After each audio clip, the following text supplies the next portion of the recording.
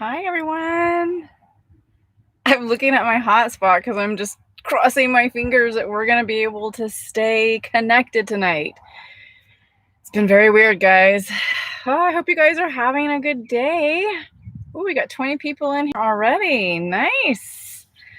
Let's see. I know if I'm just everybody fingers crossed that this is going to last because it's been crazy the last 2 live streams I've done, and for whatever reason, where I'm at, like right now, it has 5 bars. It's really, really great. But then all of a sudden it'll drop to 2 bars and then it's just awful. So I don't know what's going on. This is my AT&T device. And yeah, literally, if I hold it out the window, it'll get like all signals again. And so I may have to stick my hand out the window.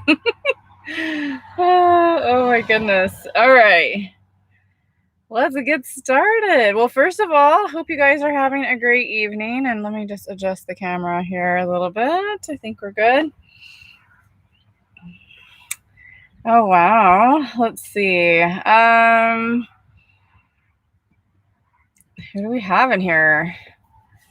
Watbree, hello. First one in here. Good to see ya. If you guys hear some cars and stuff, like right here, I'm in an area where I'm kind of like a beach access, and people are kind of coming in and out. So yeah, it's been a nice day, but it's the best place that I could find that has a signal over here. So I'm kind of bopping around the town. All right. So let's see. Debbie Johnson says, hi from Northern Virginia. I'm hoping to try this lifestyle out when I retire in 3 years. I'll be 66. Is that too old for nomad life? No, you're never too old for anything, girl. Do it. Would you recommend taking your class now to plan? Of course, I'm going to recommend my class. Yes. It is really good. I mean, you can ask anybody that's been in my class. If they're in here, they'll tell you their thoughts on it. So if any of you guys, if I have students in here, if you wouldn't mind sharing, how you like the class and what you've gotten out of it, maybe let Debbie know.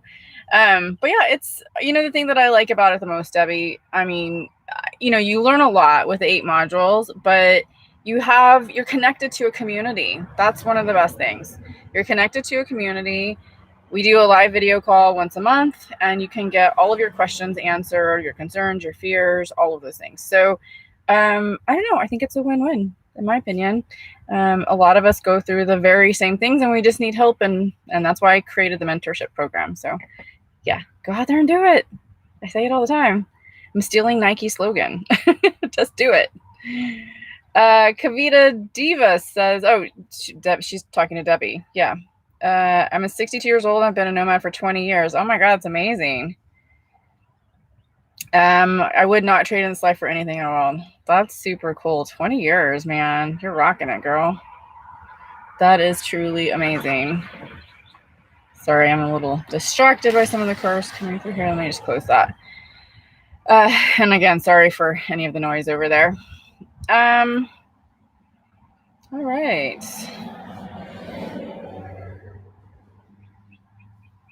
Just reading through some of the people that are here. If you have questions, I'm always doing question and answer in here. So leave me a question. If you could do something ahead of it so I can see it a little bit better, like Sequest Adventures here is putting star and a question mark. That really helps me to see the questions. And just know that, like, sometimes if you guys make comments, I'm not ignoring you if I don't read your comment. It's just that we get so much, and I want to be able to help people with their questions as well too. So thank you all for being here. Sequest Adventures, not to sound rude or mean, but how are you qualified to teach nomad life? Just wondering. I guess I should have read your question first. So let's see. Well, I've been a nomad for 4 years now, so I guess that qualifies me for it. I have a ton of experience. I teach a lot about finance as well, like how to budget for this lifestyle. And so my background is accounting and finance. That was my entire career for almost 30 years. So I feel like I'm pretty qualified for that as well. I have a mentor's heart. I teach a lot. I have over, I don't know how many videos now, over 250 videos maybe, that gives you guys a lot of free information and teaches you quite a bit. So I don't know. I'm probably missing something, but I feel like that pretty much qualifies me for it. Let's see. Hi, Michelle. So good to see ya. Joanna D says, how do you make a living on the road? My YouTube channel is my primary source of income. I mean, it's my business. I make money from that. And then I also have my course that we've been talking about here that I built. Eventually I'm going to build another course. It'll be like some mini courses on how to start a YouTube channel and be successful with that as well. So I like to teach. That's my thing. So I think anybody can do this, really, if you have, most people have skills and talents, right? And so I always say, teach what you know. That's what I've told employees my whole life, is always teach what you know, get into something that you really love. So if you really love it and you're good at it and you know it really well, you can start a YouTube channel too, or do an online course, or write an ebook. There's all kinds of ways to make money online. There's just a lot on here. Lots of opportunities for sure. All right.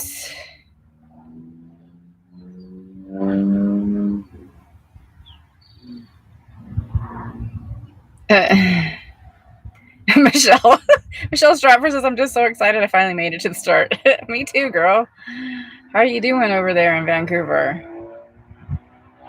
Jen T says, good to see Amber, looking great. Thank you. I had a good day today, a really good day. And since you guys are on here, little sneak peek, I know I am gonna have a video that comes out about it, but I tell you, I feel like I'm on cloud 9 right now, so I'm just gonna spill the beans. I gave myself a birthday present. So it was my 50th birthday on the 17th. I didn't really get to do anything because I was kind of stuck in a campground waiting to get my second COVID vaccine shot the next day. Happy birthday to me. But something that I wanted to do was go kayaking. I've never been kayaking in my entire life. And quite honestly, like, I don't think I've really talked about it too much on here. A lot of you guys asked me why I didn't go kayaking in Florida. Honestly, it was the alligators that freaked me out. And so I didn't want to kayak around those things, especially since I've never kayaked before. But anyway, so I went kayaking today. It was my birthday present, my 50th birthday present to myself. And it was an opportunity for me to get through my fear of going out there and actually doing it. So yeah, I had the most amazing time ever. So now I'm like, how do I get a kayak on this van? I'm serious. I'm not joking you. I'm figuring it out. I got some stuff in the works already. Yeah, because I go to a ton of places where you can have kayaks. So I'm super excited about it. And, it was really great cardio. It's a great way to exercise. And I don't know, I feel like when you really find something you love, like, I had a feeling I would really love it. But again, I was just nervous. So I actually went on a tour is what I did. I went on a tour with other kayakers in a very calm area. And that was, I felt like, the best way to introduce me to kayaking. So it was exciting. I loved it. Anyway, so that'll be coming out in a video soon. But since you guys are on here, you get to know about it first. Jen T says, wait a minute. Travis Hopkins, one of my favorite travelers. Thank you so much, Travis. I appreciate it. Jen T says, has the fuel situation improved on the East Coast? A little bit, yeah. There are still a lot of places in North Carolina that do not have gas. I actually, when I left the campground several days ago, I would just get gas. If I was like close to like maybe having used a quart of a tank, I would just fill up at a gas station where I could find one that had gas, because I just didn't want to get to a place that didn't have it. So yeah, if you go and look online on Gas Buddy, yeah, the app, if it has an orange circle around it, it means there's no gas. They have no gas whatsoever, and there's a lot of orange circles still. So yeah, but I think it's getting a little bit better, but it's not there yet. I'm kind of surprised. Travis Hopkins says, are there any vans like yours with showers? Travis, a lot of the vans, like various brands that are like mine, they do have showers, but they're like wet baths. And so they do have that option. I mean, mine had a shower, but has a shower. It's not really made for a shower. So we've talked about this a zillion times on here, but it's like the kitchen faucet right there. It's literally like that in the bathroom. There's not a shower head above. There's not an on-off switch. The shower pan is flimsy and cracked before I even purchased it. So yeah, it wasn't set up properly. And it had a shower curtain and all these little things, but you have to move everything around and it's just a pain. So if you saw the video with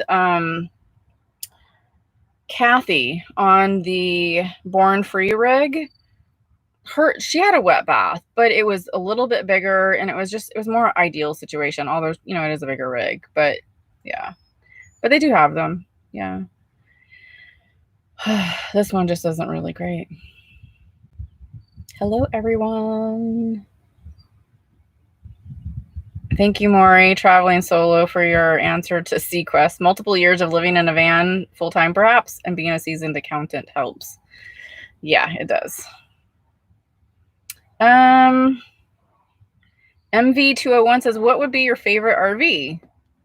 What would be my favorite? Well, there's a lot of good ones out there, design-wise.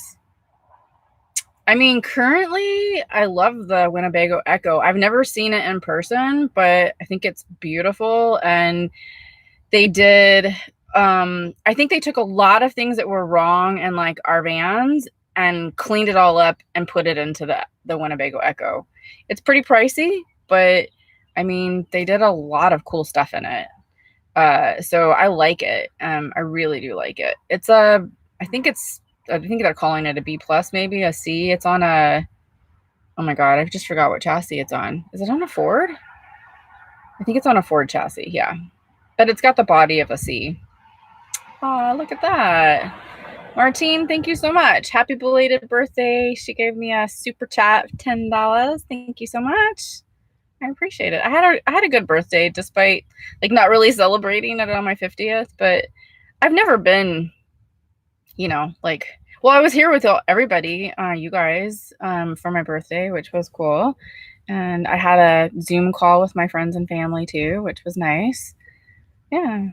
I'm not like a super materialistic person, clearly, but I enjoy doing things. So like the kayaking was an amazing experience. I love spending money on experiences. So that was really cool. Thank you for that. MV201, back to your question about the favorite RV. I mean, I don't know. Like, I know there's so many cool ones out there. I've talked about truck campers. But yeah, there's just some neat ones out there. I don't know. It's hard to decide, to be honest.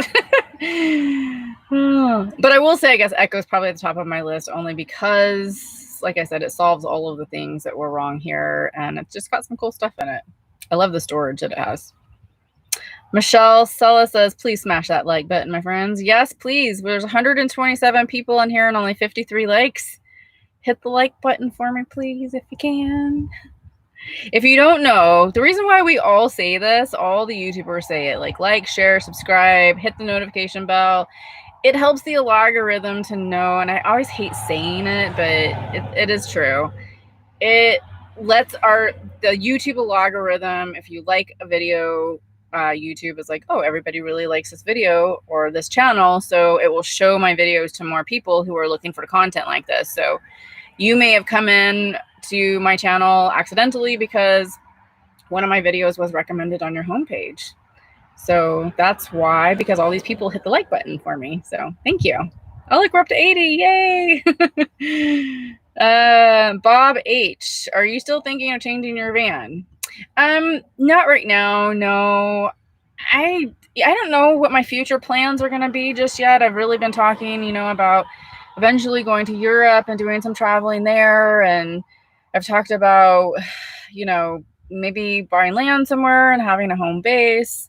So financially speaking, I think it's just more prudent to save my money. And I'm going to renovate this a little bit, most likely. And then yeah, just put the money into that. And then I figure I'll probably be in this one for at least 3 more years, maybe, unless something really wild happens. And that could potentially change, I suppose. But right now I'm staying in it.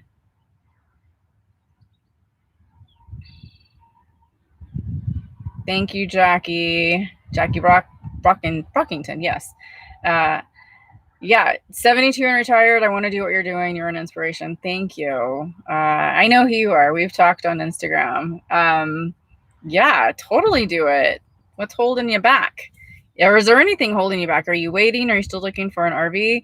I know the market is a little bit tough out there right now, actually, to find an RV or even like a van to build out because there's just so many people purchasing. But it's probably going to change at some point in time, you know, when people can start traveling more full time and, or it's not full time, more internationally, and they purchased an RV because they couldn't travel internationally, and so that'll change. I'm sure within the next year, the market will change a bit. But yeah, it's a bit hard right now. Let's see, Deanna. Oops, it just flew up again on me. Dang it. Deanna. Deanna says Amber Baldwin's Nomad Mentorship Bootcamp is well worth the admission cost. And she's exceedingly informative from A to Z. Thank you so much, Deanna. I didn't pay her to say that, I promise. I appreciate it. It makes, you know, I mean, my course is a labor of love. I did it really because of you guys. I got so many questions. Is this going out? Nope. I got so many questions, you know, as my videos were coming out on my travel vlogs, I got so many questions about what, you know, how do I do this? Like, just like we're talking right now. And so I built the course so that you guys could have a place to go to and be mentored and connect with a community, so that you could also potentially go into this lifestyle, or at least see if it's something that you would like to do. I didn't have anybody when I first started. I didn't know anybody at all who did this. So I just watched YouTube videos and just kind of did it all on my own. So thank you, Deanna. Lori H says, if you ever live in a sticks and bricks again, where would you land? I have no idea just yet. I don't know. There's been a lot of really cool places that I love. The problem is that like some of the places that I think that I would really go to are only great for part of the year. So like the Southwest is really great for the wintertime because of the weather. You know, like I love Maine, but I wouldn't live there year round because it snows so much. I love Colorado, same thing. I really love Colorado, actually. So yeah, I probably would just go to the Southwest in the wintertime. Maybe I would buy something in Colorado. I'm telling you, I really love it. I miss it, actually. I was there all last year for like 3 months, 4 months, something like that. Yeah, it was amazing. Loved it. I still want to explore some more. So I don't know, Colorado. I bounce back and forth between things, but I don't know just yet. Sorry, I couldn't have a better answer for you. When you start traveling and you go to all of these really amazing places and sometimes not so amazing places, you really think like, oh, could I live here? Could I not? Maybe this will be, you know, contender for the future. So there's a lot of possibilities out there.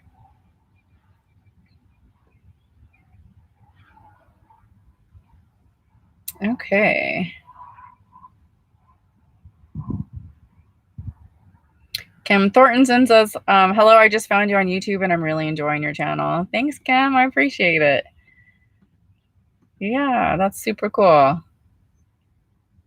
Michelle says, maybe because you have 50,000 or almost followers, it makes what makes you qualify. Oh, yeah, we're back on that one again, huh? Yeah. I'm sorry, I'm just getting to it. Yeah, that would be true. Frugal Gray says, what is one thing you would like to change in your life if you could? Ooh, what would I like to change? Huh. Interesting question, Frugal Grace. Probably the one thing I would like to change I wouldn't say on here. Yeah, you can use your imagination maybe. Okay, I'll say it. If I say it though, what ends up happening is I have all these people contact me. So here's the thing. I would love to share this life with somebody. I mean, I've always been open to finding a partner in this life, and so far it hasn't worked out just yet, but yeah, I mean, I have a really good life, and I don't know, I want to share it with someone. So maybe one day. Let's see. Angela Rose says, Amber, did you enjoy your time off? I thought maybe you were going to surprise us with a truck camper or a new love. Oh, Angela. No, I'm sorry. It's not that juicy.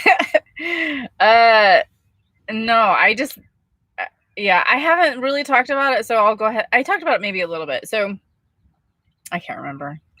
The days are just blurring together sometimes.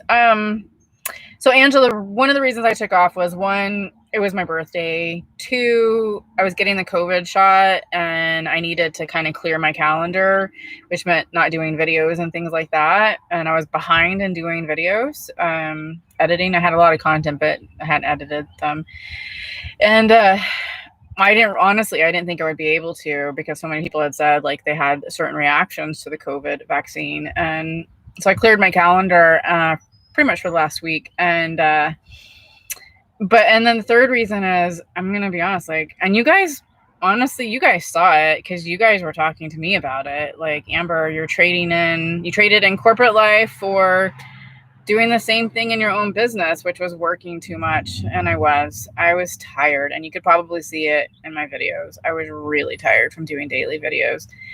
So on that note, I'm balancing it out a little bit. I went from doing one video a week to daily videos, so kind of one extreme to the other. And now I'm going to balance in between that. So it won't be every single day, but it'll be like every other day, basically. But it's felt good, to be honest, to balance it out. I went back to not really taking care of myself, which is what happens when I get too busy, because my first thing that I think about is I have to get a video out. It's my company. It's the way that I make income. And so I don't go out and exercise. I don't eat well because I'm just trying to hurry and do things. I barely cooked the last 3 weeks when I was in towns, traveling. So yeah, so I the time off felt really good, and just to kind of refresh and figure things out a little bit more. So yeah, I'm still going to put out, videos, and hope you guys enjoy still the content that's coming out. Nothing's really going to change with that. It's just going to be a little bit more balanced, And I think that you'll probably see a higher quality video as well from that, because I was starting to feel burned out. And I don't know if it showed in the video, but to me, it felt like it was. So anyways, so sorry it wasn't juicier than that, Angela. I would have loved to have both of those. Let's see. Kate Burke says, yay for loving to teach. I've been a teacher, college professor for many years, but teaching is not limited to school. Absolutely. First of all, thanks for being a teacher, man. That's a tough job, especially like being a college professor. And yeah, I got to hand it to you guys, especially dealing with the politics of the school system. That's tough. Yeah, I agree with you. I've been a teacher, teacher mentor pretty much my entire career. I was very fortunate. I had a lot of good mentors in my life in the corporate world. And so as soon as I could start giving back, I did. And I don't know, to me, what I'm doing now with YouTube and the course and all of that is an extension of that. So again, teach what you know. So yeah, feels good. I totally agree with you, Kate. It probably will not be a kayak. I hope you guys can still hear me. Yes. I'm like so nervous about this thing. I'm looking at a couple of kayaks. So there's some inflatables, and then there's another one that's really cool that I don't want to talk about it just yet, because I'm actually going to contact the company and see if I can work out some kind of like an arrangement with them.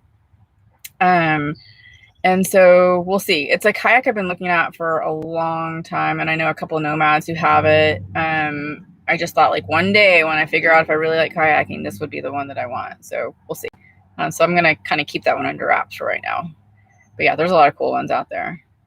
I had a way to get like a regular one on here, but there's just not. It's too heavy, too bulky, and they have like side contraptions that you can put on the side of the RV that will help lift it and keep it on side. But I don't know, that's just way too much. Can't do all that.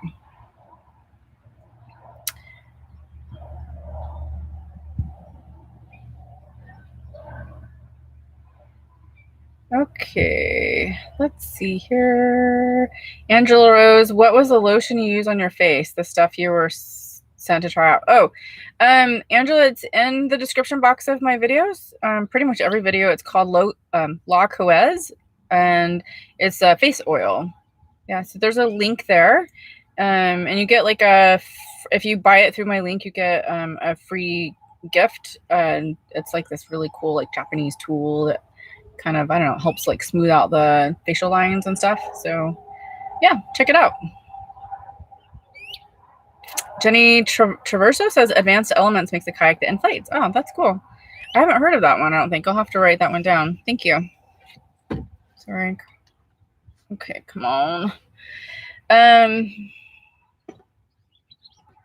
Catherine Osto says, I love alligators and they really have no interest in you. Going kayaking tomorrow in Silver Springs with alligators and monkeys. Oh, that's cool. I heard that place is really beautiful. Well, according to a lot of these other subscribers, they say that alligators do love to eat you and eat my dog. So people freaked me out by it, Catherine. But I didn't tell them I was going kayaking. It was when I was walking around. So yeah. But hey, I'm glad you love them and have a healthy respect for them. Enjoy your trip tomorrow. I heard that was a really cool place. Michelle Stratford says, that's so awesome. I'd be terrified of flipping upside down and not being able to come back up again. I was too, Michelle. For sure.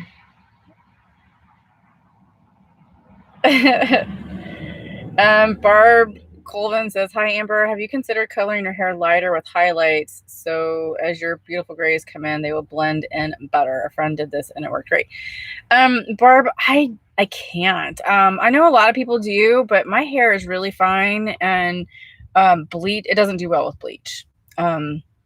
So which you would have to do to lighten it. So no, I'm just gonna let it grow out on its own and wear lots of hats. Probably do some gray spray and just figure it out. Yeah, I know, but it's growing. You guys will see actually in tomorrow's video. I show the grow out a little bit. Like I think it's been almost a month and a half, 2 months of grow out. So it's growing. Tara C says, hello, agree with above, alligators aren't really a big deal. Really, Tara? You guys, what is going on with all the people that told me that they were? Okay. I believe you. Let's see.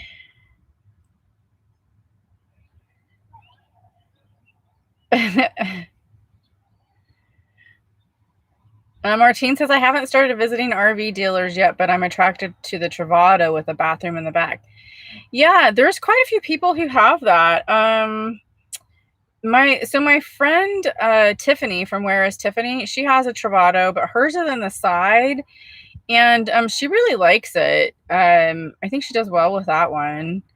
I always thought that the bathrooms in the back, when I originally started looking at vans, I thought, ugh, no, I don't want that, because, you know, you see all the pictures where you can open the back doors and you can put the screen down.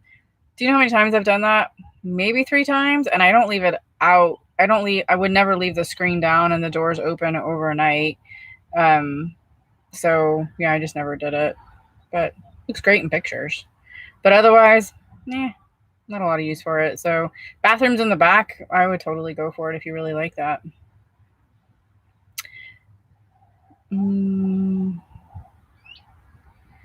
Let's see here. Jen T says, I'd love to go kayaking and try a standing paddleboard on Lake Tahoe. Oh my gosh, that would be amazing. Going up in a hot air balloon over Lake Tahoe next month. That's cool. Have you ever been? I love Lake Tahoe. It's been a long time. 2017 was when I went there. My very first year of nomad life. It was beautiful though. Love Lake Tahoe.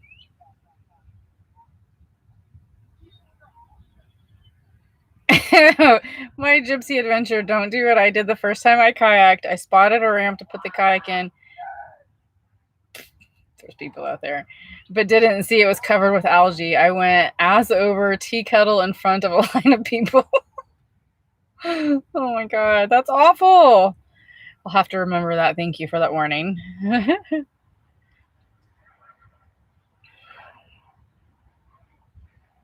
Okay. D. Moore says, have you ever weighed your van to make sure it's not overweight? Yes. It's been a while. It's been a while, probably 2 years actually. I'm pretty careful with what I put in, and then I make sure I take stuff out. But I was pretty underweight before, like 1,500 to 2,000 pounds underweight, which is what I like. I don't like it to be too heavy, surprisingly, and I still have a lot of stuff in here. So yeah, I do like to weigh just to make sure. I probably should do it again here soon, actually. So thank you for the reminder. But yeah, it's good to weigh it to make sure, because if you're overweight, of course, like you need to get rid of stuff because it's not good for your tires. It's not good for your engine, transmission, GVWR, all that kind of good stuff. So yeah, make sure you pay attention to that. I just go to the cat scales at the truck stops. It doesn't cost very much, and it's worth it. They give you like a little printout and everything. It's super easy to do.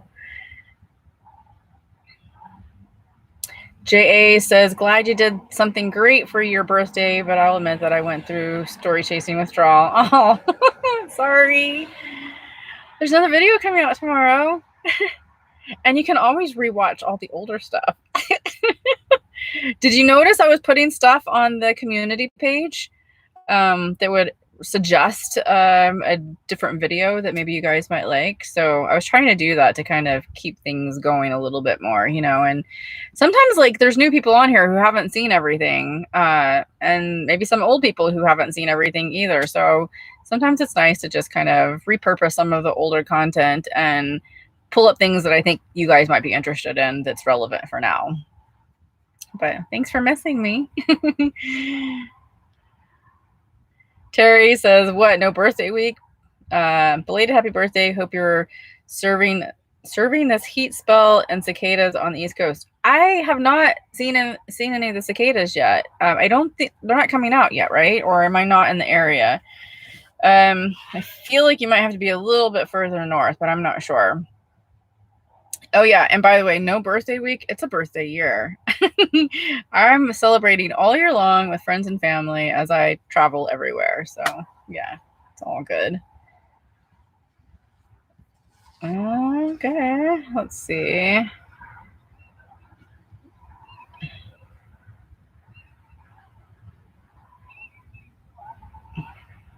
Sorry.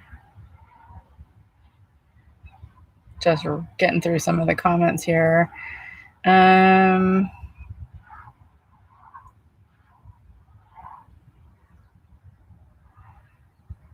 Chug-a-lug Doug says, how much do you spend on RV parks? I don't really stay in a ton of RV parks, so I have a 1,000 Trails membership, so I try to stay there because it's already paid for, and that's about $600-ish a year, roughly. It depends on how. I just have the regional pass one, and so it depends on how many regional passes you actually add to it. So like, the other day I paid for a state park campground, and that one was $28. So if you stay in state parks, they're a little bit cheaper, and honestly, I like them a lot better. They're usually bigger spaces, more, in nature. So yeah, so I try to keep it, really, to be honest with you, I like to keep it under $20 if I'm going to pay for a campground. I know it's hard to find sometimes, but I'm in a van. I can boondock pretty much anywhere, stealth camp anywhere, urban camp. So I tend to try to keep my budget low. But I have been paying a little bit more, of course, because I'm on the East Coast. So I've paid for a few spots here and there. Michelle Libby says, I know you boondock mostly, but have you had a difficult time finding a campground to stay in? I haven't. No, there's campgrounds everywhere actually. So no. Like I said, state campgrounds are really great. Some of them can get pricey depending on what area you're in. So like when I was in, or was that Jekyll Island, I wanted to stay over there, but some of them were like $90 a night. And I was like, yeah, I'm not paying that. Not for a place to just park my van. So that's too much for me. It's not worth it. I mean, what do you get for that? And for me, like, because I move around a lot too, anyways, it just doesn't make sense.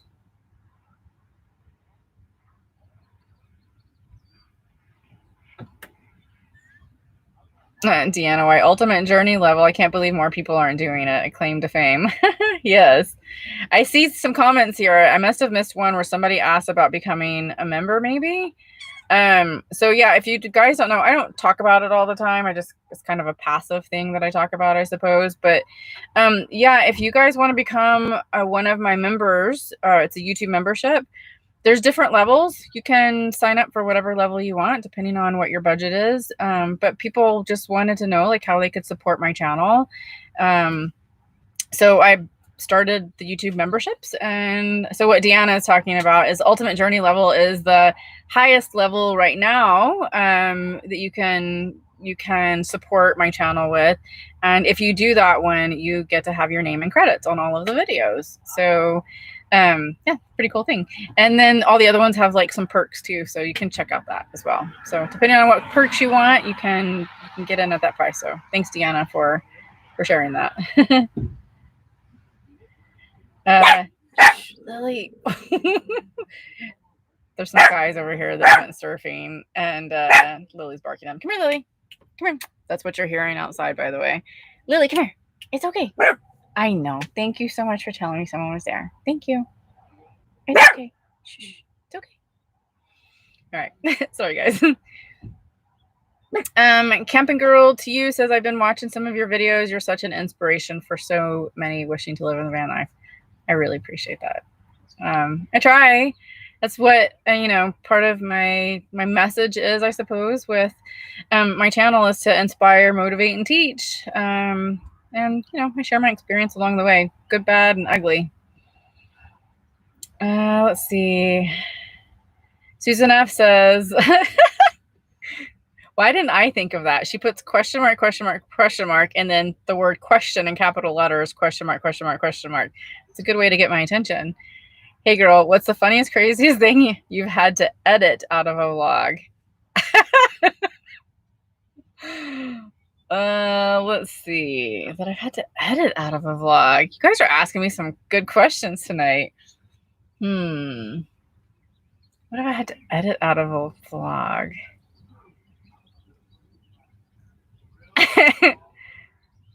Probably, well, I don't know if it's crazy funny. Like, so I have a whiteboard up here, and sometimes I write stuff up there. So when I was dating somebody, I wrote some stuff up there, and then I was talking, and we're talking on camera where that was in the background. And I didn't realize it until I actually went to go edit the video, and I had to completely edit that whole scene out. I don't know how crazy or funny that is, but I'm trying to think what else. Lily, I edit Lily all the time going to the bathroom because I'll just be filming and all of a sudden she gets in the shot and she goes to the bathroom. I'm like, Lily. So, yeah, I don't know. I can't think of anything else really right now. I should have something better than that. Yeah. Or people, like, sometimes people will just jump in front of the camera and like wave and crack up or say funny things. Like, you see it, in the news. When everybody sees a camera out, they immediately want to jump in and like do some crazy funny stuff. So sometimes I'll leave it, sometimes I won't. It just depends.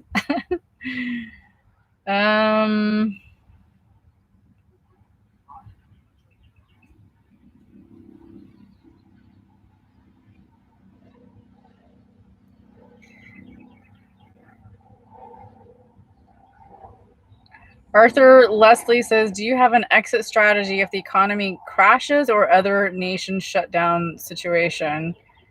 Well, I mean, the economy kind of did crash, didn't it, this last year? I'm just going to continue van life. I mean, to be honest with you, this is one of the best lives to be in when something like that happens, because you are completely self-contained for the most part in your van. I mean, you have to go get water and dump your tanks and stuff like that, you know, occasionally, but it's not going to be a problem. You can't get kicked out of it, right? Especially if you pay for it in cash. So like if you're living in a house that's being rented out, you know, they may want to sell the house or go live in it themselves. You can't be kicked out of that. So I mean, there's a lot of great reasons to be in an RV. So you can go anywhere. The other thing too is if the economy crashes, like you're saying, and you lose your job, then you could go where the jobs are in your RV. So for me, I don't really need that. My business has actually gotten better with the market crash. Because I think people are looking for this lifestyle and people are looking for positivity, which is what my channel is all about. They're looking to escape from the media stuff that's out there that's about fear, and actually some people are actually starting to look at this as a viable lifestyle. So yeah, I don't think I'm really affected by it too much. As far as other nations, I mean, I'm not really traveling over there, so that's the unfortunate part of this right now, is that I can't travel over there. I've thought about going to like Europe and things like that, but I can't do that right now. Let's see. Medic Adventure says, how do you like your new camera? I'm going to get one when I get my tax return. Hopefully I have an old Nikon N90, but it's not digital. Want to vlog. I love it, actually. Really love it. Tomorrow's video that you'll see, the entire video, except for one scene, was shot with the new So it's a Canon, in case you guys didn't know, it's the Canon M50 Mark II. It actually was cheaper than my Panasonic Lumix G85, which I was using before. But it's just better quality. And the only thing I will say that I don't like about it is the stabilization in body is not as great as the Panasonic. I could turn on the digital stabilization, which will help that, except what happens is it crops the picture a little bit. So I actually just purchased 2 new things that will help me with that. One, I did purchase a, why did I just forget what it is? It's a wider angle lens, and that's coming to me on Monday. And then I also purchased a gimbal for it. I have a gimbal, actually. It's a crane, a Zhiyun crane, but it's really big and bulky, and to be honest, like I don't use it a lot anyways. For even the Lumix G85, it's just kind of a pain. So this new gimbal that I purchased is a little bit smaller. It's a Zhiyun also. Weebill is the name of it. So I'm going to try it out. I did a lot of research to see like how it was, and decided to go ahead and purchase it. But that'll steady those shots a little bit. But other than that, I really love it. So you'll see the difference. So in fact, I even say at one point in the scene tomorrow that I was like, oh, I have to switch, because I was going to show you guys my camera setup. And so I switched from the camera to my iPhone, and you can clearly see the difference between the two. And the iPhone actually is really great. So it takes really good photos. But yeah, you'll see the difference. So I hope you get out there and vlog too. It's fun. Mary Dean says, glad you're taking better care of yourself. Thank you. I know it's important. You do. My Gypsy Adventure says, do you believe in signs? Yes, absolutely. My park model in Mesa was destroyed a few days ago by a microburst. Holy cow. I've been debating about selling it and buying a van. I guess that was my answer. Yeah, I mean, yeah. A microburst, really? What the heck? That's crazy. I'm sorry to hear that. But yeah, I mean, this could be the moment that you go out there and, you know, do what you wanted with the van. So good luck to you on that. And let me know if there's anything you need, you know, help-wise for that. J Ray. Hey, J Ray. J Ray gave me $55 super chat. Thank you. I hope you're doing well. Let's see.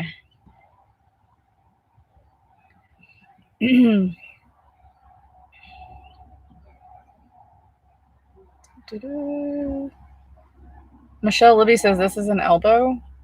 I don't know what that means, Michelle. Oh, an elbow bump. You seem happier tonight. Sorry, I somehow missed the rest of that. I am. Did you hear my story about kayaking? That's why. And I've had a lot of rest too. That really helped. Yeah, I feel just refreshed. Lots of refreshed time. Michelle Stratford says, oh, I'm glad you're slowing down your schedule. Your videos are always awesome, but no one can maintain that schedule long term. Yeah, it's kind of crazy. I tried. I really wanted to give it like 6 months, but yeah. I don't think I lasted very well on that one. That's okay though. I mean, it's all about adjusting, right? You try new things and you adjust, and that's exactly what I did. This feels a lot better to me. I didn't think I could go to doing daily videos, and I proved that I could. So now, you know, doing this balance where it's more every other day feels refreshing, and it feels like it's attainable, where you know, before I could only do it once, or I was only doing it once a week, and I was like, how in the world am I going to even do 2 or 3 videos a week? But now I know I can do 7 videos a week. So heck yeah, feels a lot better. See, I mean, that's the thing that I always try to talk to people about is sometimes we like have these stories in our head that we can't do things. And then if you just go out there and do it, you'll find out that you probably can actually do it. And that's exactly what I did in this situation is I just got through it, right? And figured out that I could, even though I was tired and everything, but now I have this balance where I'm actually doing, you know, 4 to 5 videos a week, roughly. And where I didn't think I could before. So see, I proved to myself that I could, and I overcame, and yeah, feels good.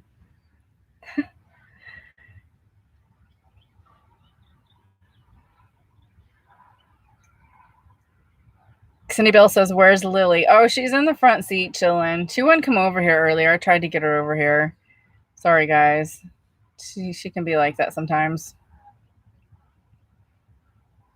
Jan, is it Goria? Says, as a solo female traveler, would you consider or recommend buying a travel trailer? Yeah, absolutely. A lot of people, you know, they're concerned that you can't jump into your front seat like really quickly because you're, you know, in the trailer. And I hear that a lot. I've never been in a trailer, but I thought the same thing when I first started. But there's never been a time in my 4 years of traveling, I'm in my 5th year now, where I felt the need to go jump in my front seat and run off. Well, I take that back. There was one time when I first started and I was boondocking, my very, very first time boondocking by myself, and I was scared to death. And I heard something go bump in the night, and I literally wanted to jump in the front seat and take off with all my camping equipment everywhere. And I didn't. I just I have to get through this, and I'm going to hear noises and stuff like that. So, yeah, I absolutely would suggest it. I know a lot of women nomads who do that. Yeah, quite a few. And in fact, I think if you just go out there and Google or search in YouTube, solo female travel trailer or something like that, you'll be able to find quite a bit. Yeah. And people on truck campers. Holy cow. Sorry, there's a ton of super chats coming in. J-Ray, thank you so much. Pay it forward again, mister. $55. I appreciate that, man. You're so amazing. Seriously.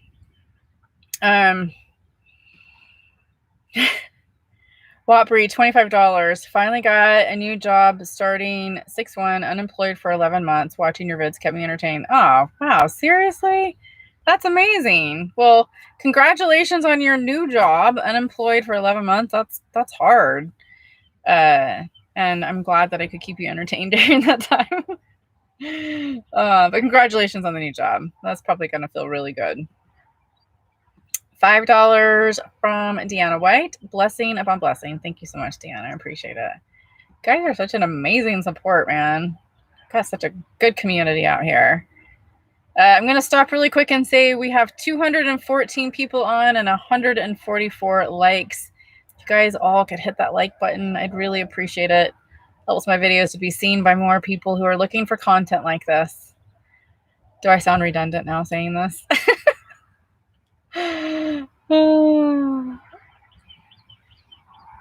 Frugal Grace says, got to pay off my house in the next 3 years and then buy a small classy RV to escape Indiana winters.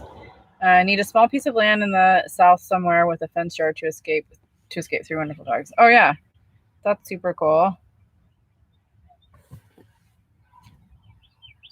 Yeah, I don't know how you guys do the winters there. All that snow and everything, no way. But I'm not a snow person.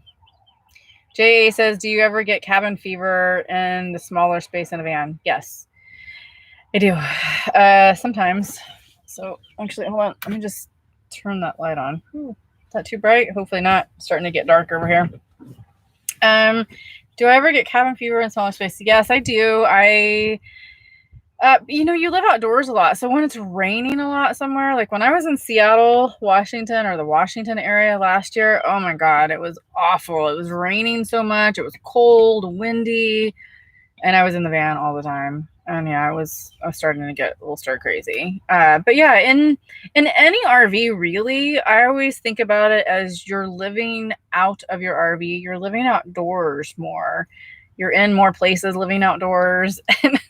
I'm smiling. J Ray's on a roll again tonight. Keep smiling, girl. Thank you. $55 again, J Ray. It's my East Coast fun, or maybe my new kayak fun. Did you hear the story about that? I went kayaking today. It was so amazing. Thank you. I really do appreciate it. Let's see. Yeah, living out of the RV. So you live outdoors a lot, and that's about, I guess, all I can say. So you have, chairs and equipment and stuff that you take outside. You just are doing things more outside. So yeah, when I'm cooped up in here, I don't like it. That was the other thing with working so much, doing the 7 videos. I was editing a lot, and I was like, oh my God, if I have to edit another video, because I was doing 2 to 3 edits a day sometimes.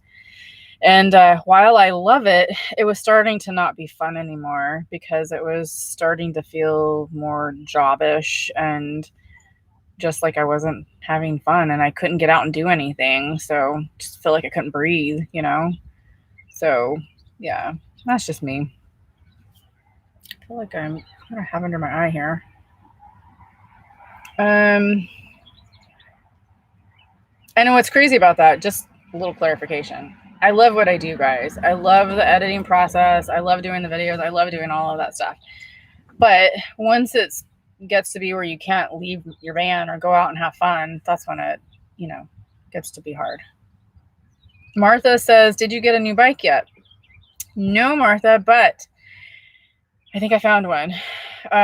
There's a company that I'm going to this next week that has some. I kind of scoped out their website, and they've got some stuff that I really like. So I think I might actually be able to pick one up there. Yeah, I'm excited about that. Because I'm looking for something that's more like, I can be on rocky gravel or dirt roads. But I want it to have a more relaxed feel. So not like drop bars or anything where you're hunched over. And something that I can put Lily on it too, somehow. So yeah, and then of course lighter weight. Anything's going to be lighter weight than that, e-bike that I had. So yeah, I'm excited to find something new and do that, because I really love to bike. I'm excited for it. J Ray, last tonight, $25. Thank you, sir. Amazing. Thank you. Wow, you guys, $10 from Medic Eventer. Love watching your channel. Not sure what my life is going to be. I'm 54-year-old, unemployed right now. Where I live, you can kayak nice slow river on the upper and class 5 on the lower. Oh, that's super cool. I don't know where that's at though. Where are you at? And thank you for the $10 super chat. Appreciate it. $24.99 from Madeline Olson. You're an awesome mentor and life example. Oh my God. Thank you guys. You're trying to make me cry. Seriously. Because I probably will. I'm going to have to laugh so I don't cry. Yeah. Guys. Okay. Give me just 1 second. It really touches me when people say that, because I work hard at this, Ugh. Sorry, I'm going to fidget for a minute so I don't cry. Dang it. Okay. What's the next question? Terry says, loved the bike giveaway. That was your true birthday gift, giving it to someone else. I know. That was so amazing. I really love doing stuff like that for people. It's an amazing thing for me. Really, you know what it is? What I really love is when I can give something to somebody when they absolutely don't expect it and they don't believe that it's actually happening. And that's what happened with Marvin. He was so skeptical, and then his face started slowly changing to where he was believing it and he was smiling. So yeah, it was really cool. Oh, it makes me happy. Oh my goodness. J Ray, $5. How's it going? It's going well, J Ray. Thank you so much. That was supposed to be your last one. Thank you. $24.99 from Emily. Costs kayak fund. Oh my god. I love it. I've got all these funds going. Thank you, Emily. Oh my god. That's really special to me too, because, you know, I love it. I had so much fun doing it. Thank you. Let's see. Scott Johnson says, look at inflatable kayak like Bote, B-O-T-E. They're actually very durable, use military grade materials. Oh yeah, I'll have to, let me take a screenshot of that. Super cool. Super cool.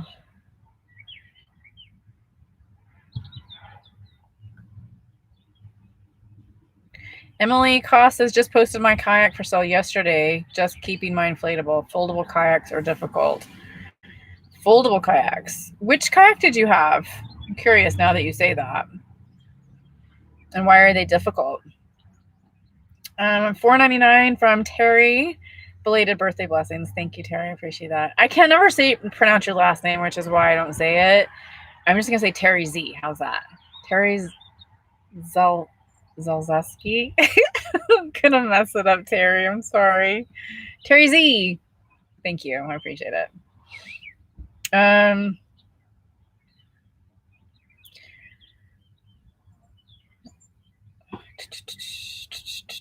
Maximus minibus. I did a temporary aqua blue until my white hair came all the way in. Then I let it, oh, blue. That's so cool.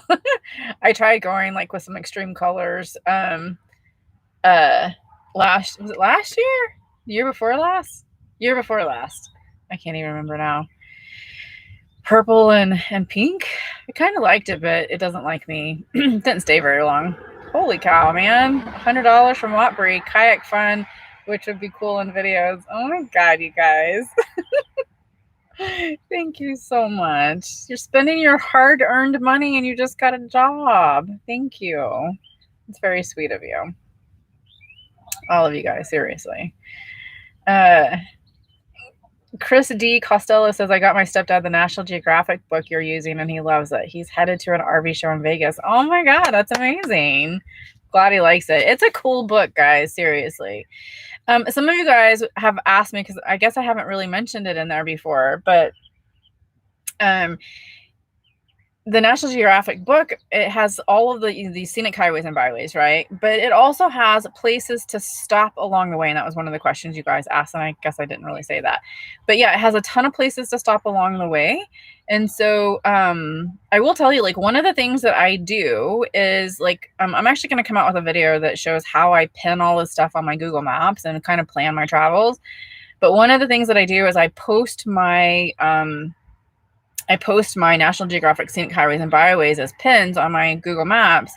And then I look in the book to find like all the places that I seem interesting to me that are in the book.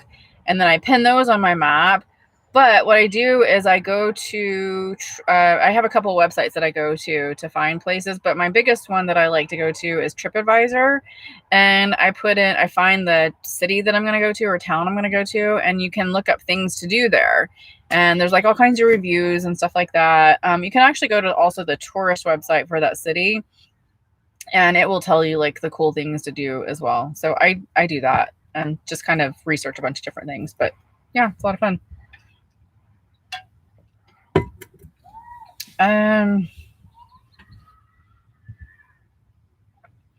April F says, I saw a gator when I was kayaking in Florida a few years ago. I just paddled widely around them. Yeah, I would be too. And fast. Kelly. What's gray spray? LOL. Take the cap off and show us. No. I've been sweating today. There's a good reason for not having smell-o-vision, because I haven't even taken a shower from earlier today. Like, I'm sure I stink. I sweat like crazy. Not too bad. It was actually nice out there, but like my shoulders were hurting, and yeah, no. You'll see it in tomorrow's video. Gray spray. You can get it at, like, I could buy mine at Sally's. I'm sure you can get it on Amazon, but it's just like if your hair is brown like mine, they have different shades of brown, but it's just a spray that's the shade of this, and it covers your gray up or your roots if you want to make your roots darker or something like that. So that's what gray spray is. And I'm not taking the cap off right now. It's all like messy.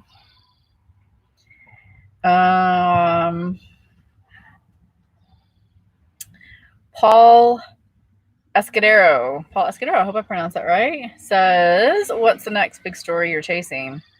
Ooh, that's a surprise. I don't actually share that typically ahead of time.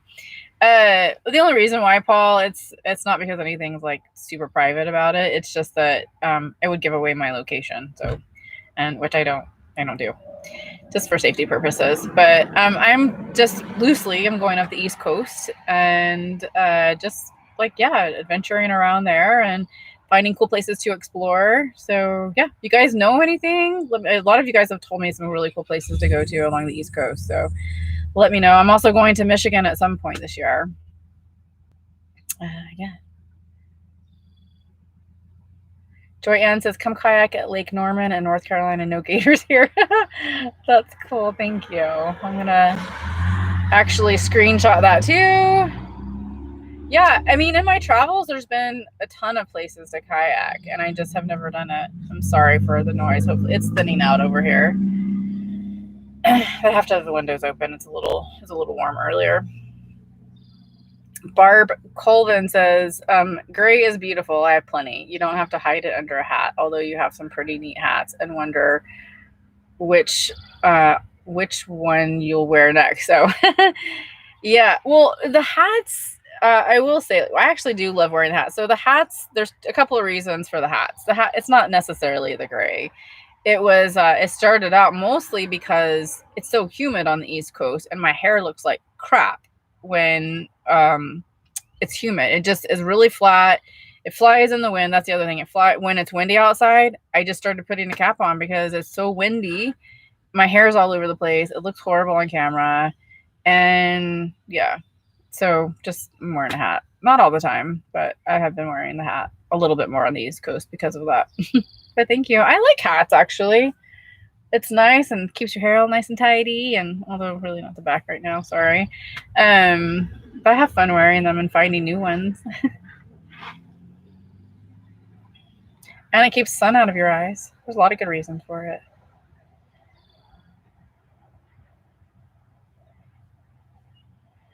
Kelly says, echoing the question above, what is a good monthly income? Fund travel full-time. Oh, I must have missed it. I'm sorry if someone said that. A good monthly income.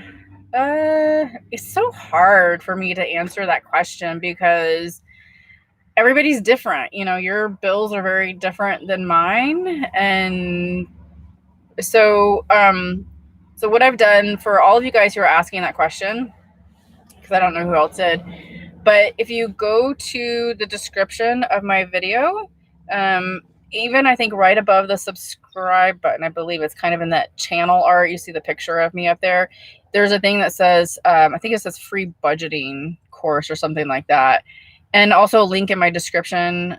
There is a free budgeting course that I put together that gives you all of that information. And so how I give it to you is I just tell you what my current budget is, or Actually, it's not super current. It was like a couple of years ago, but it hasn't changed very much.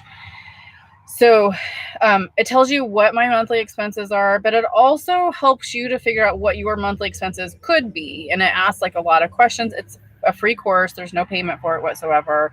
But you can sign up for that and you can actually figure out what your expenses could be. So I give you my budget template in Excel, and then I give you a budget template that you can actually start filling in your own budget for it and see what the cost could be for you. Because a lot of times people think that this life, that they can't afford it. And a lot of times it's actually less expensive than living in a sticks and bricks traditional lifestyle. But it just really depends on your own expenses and what RV you have. And there's so many different factors. So it's really hard for me to answer that question. Sorry. Everybody's just different. But anyways, that's why I built the course. So you can go take that for free and get your question answered. Let's see. Ragdoll Libby says someone locally is selling their RV like the one that you used to have, Helmer. I can't remember the name. Oh, so I'm in a Heimer. That's what this one is. So is that what you're talking about? Yeah. There's been some people that have been selling them. They're still good. There's nothing wrong with them. I mean, they had their issues just like any other RV did, but yeah, go check it out and see if it's something that you might like.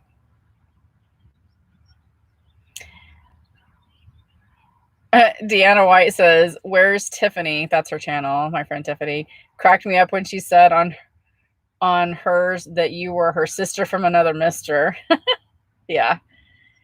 Yeah, we're pretty close. She's super cool lady. I know she said, I don't want to divulge it on here, but she said she was going to talk to everybody about some stuff that happened this last year. And I'm kind of part of that story. So it was when we were all in Colorado, and it was a very unfortunate thing that happened, but it was a true testament to the fact of having nomad friends on the road. And so, yeah, she's amazing. Love her. We spent some time in Colorado together. She's actually coming out here to the East Coast too. I'm excited to see her. It's been a while. Okay. Oops, I just lost my place again. Sorry, guys. Did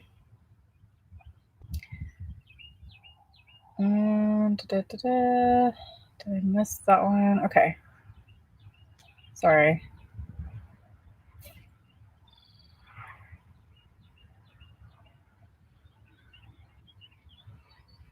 Donna Over says, have been watching all your videos. I lost my husband, and watching you at night helps me to not be so lonely. Oh, Donna, I'm so sorry for the loss of your husband. I know that has to be really hard. I can't even imagine going through that, but I'm glad that you found something, in my channel that's interesting to you and helps you get through that. So my heart goes out to you. Big Daddy and Bubbles says, what happened to the cooking videos? Would love to see more of what you cook in the van. Super interested in that. I don't know. I wasn't really feeling, to be honest with you, just doing the cooking videos by themselves.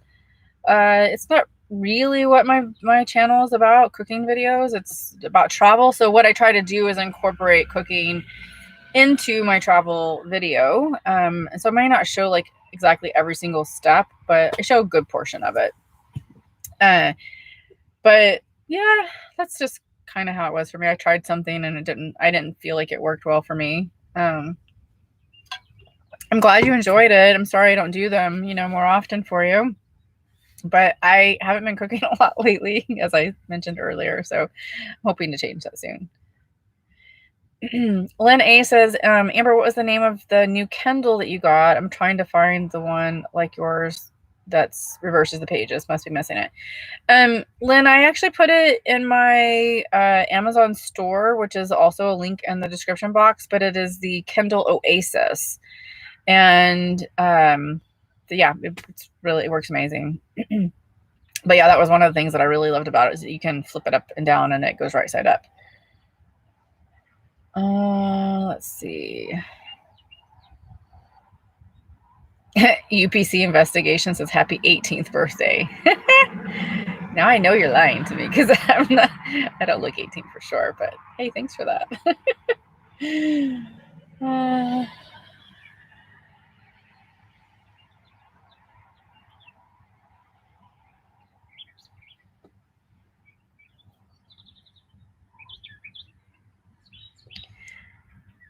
Let's see. Sorry, I'm still trying to find stuff here.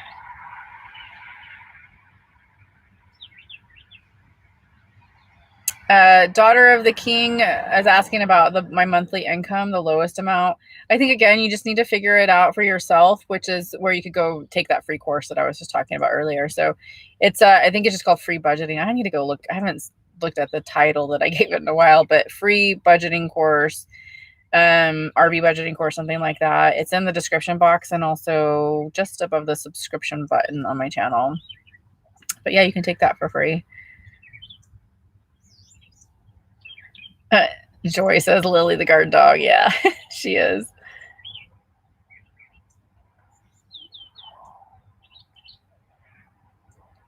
Suma. Hi, Suma.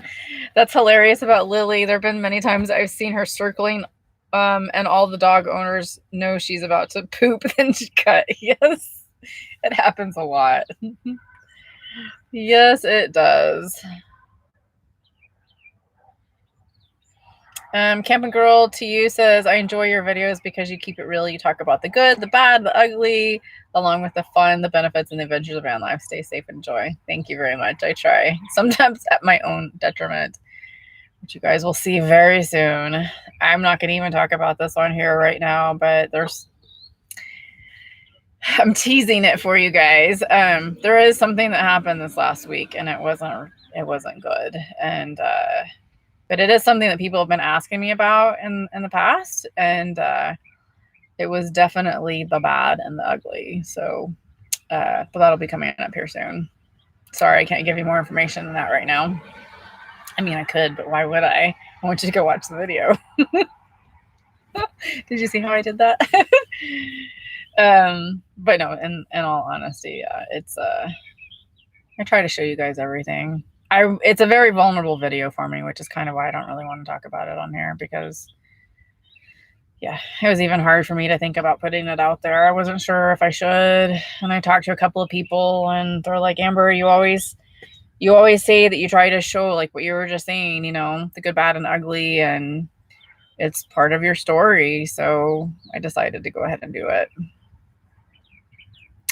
Janet Bullard says, what mod do you want to change, upgrade on your van? Whew.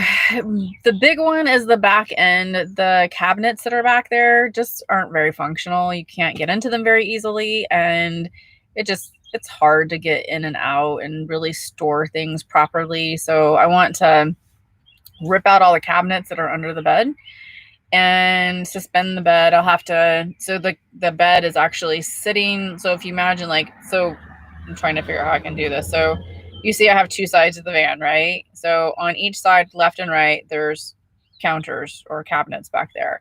And the bed actually sits on top of those cabinets. And that's what helps support it. And so once you take those off, I'm going to have to figure out a way to support the bed or suspend the bed. And so I have to do that. And then I'm going to put in some slides back there that actually pull out from the van, so I can access everything very easily. And it's just going to make it a little bit more efficient, I think. So I'm excited about that. I don't know when that's going to happen just yet, though. Probably next year. I thought it was going to happen this year, but I didn't realize I was going to be doing the East Coast tour. So my plans changed. Terry Z, $4.99 in honor of Brenda's husband. Brenda, we are all sending you love and prayers electronically. Oh, that's very sweet of you, Terry. Thank you. Definitely lots of hugs to Brenda. I know, I'm so sorry. But hey, you know, you've got a good community here. I see people are already supporting you. I've seen some other comments from people. So just keep coming back. This is a super positive community. And I work really hard at making sure that it stays that way. So we've just got some good people in here.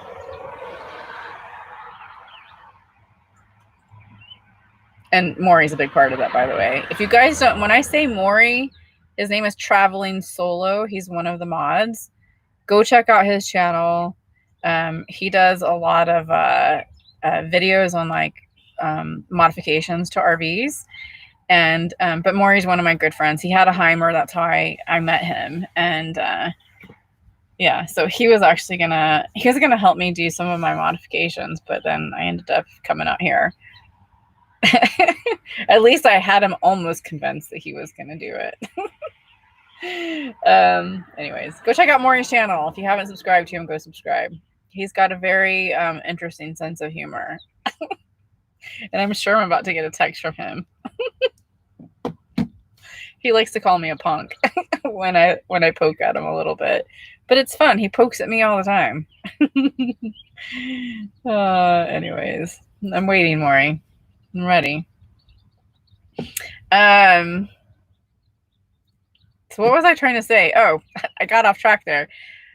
Maury does a really great job of reining everybody in, you know, on live streams and also on my channel. He like helps me kind of moderate the comments on there too.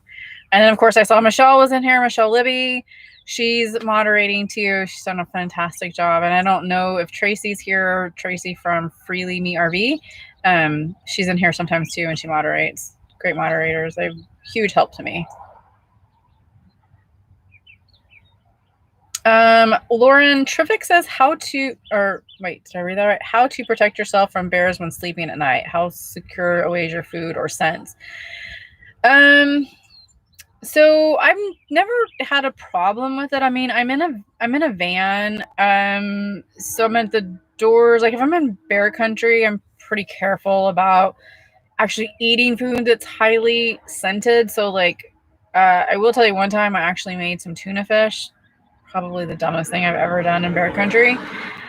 So, you know, that's really has a strong scent to it. And I tried to wash that can out like crazy. So when I realized what I did, so I washed it out with soap. I actually had some Pine Sol, put Pine Sol in it, and then I stuck it inside of a plastic bag because you could smell that anywhere, even with the doors closed. And so, yeah, I have bear spray as well.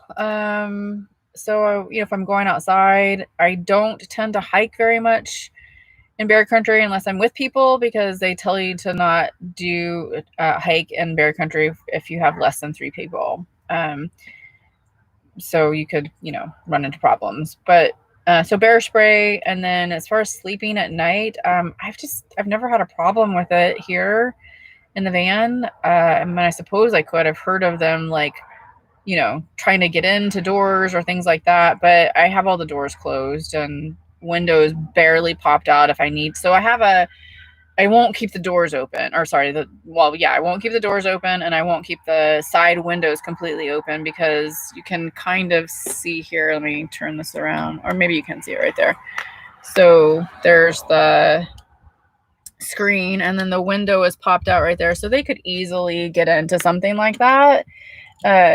So I just make sure that those are all close. Hi. No, it's okay. It's okay, baby. It's okay. Good girl. Thank you. I appreciate it. I just make sure that those are all closed, but there's a way on here to like vent it just a little bit where it's locked. And then I have the skylights that I'll open. So those are above. I mean, I don't know. I guess a bear could get up there, but I think I would feel that one, you know, bear getting up there. But anyway, so that's what I do.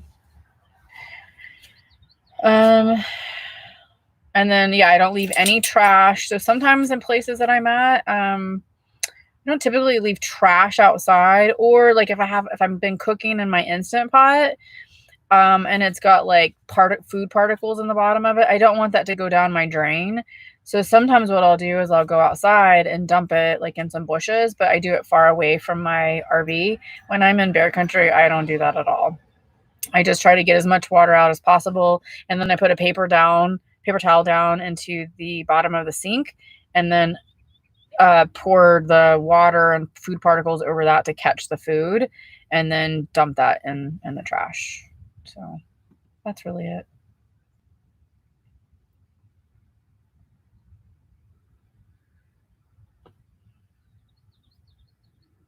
Lonnie Thompson says, are you in a truck camper, an AVN? Oh, van, or a truck camper? I'm in a van. Yep, in a van still. I've been in this one for 3 years? Yeah, 3 years now.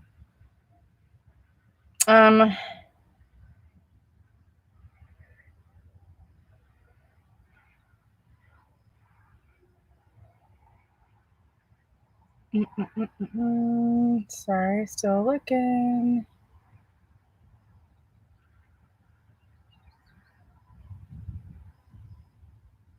Sandra P. Sandra P says, I was having story chasing withdrawals too. I watched old videos. I watched the Balloon Fiesta and a lot of the Colorado ones. I found Tiffany. Oh, did you? Mm-hmm. So Tiffany was in the Albuquerque Balloon Festival one, which is, I'm sure, the one that you saw her in. And I think she was in some of my Colorado ones too. I feel like there was one maybe that she was in on that one. Yeah. Judy T says, trying is a good thing, like when you try the Waffle House. Yes, like when I tried the Waffle House. That's funny. Deanna White says, J Ray, you are generous. Yep, he's been very generous. A lot of you guys have been very generous. Seriously.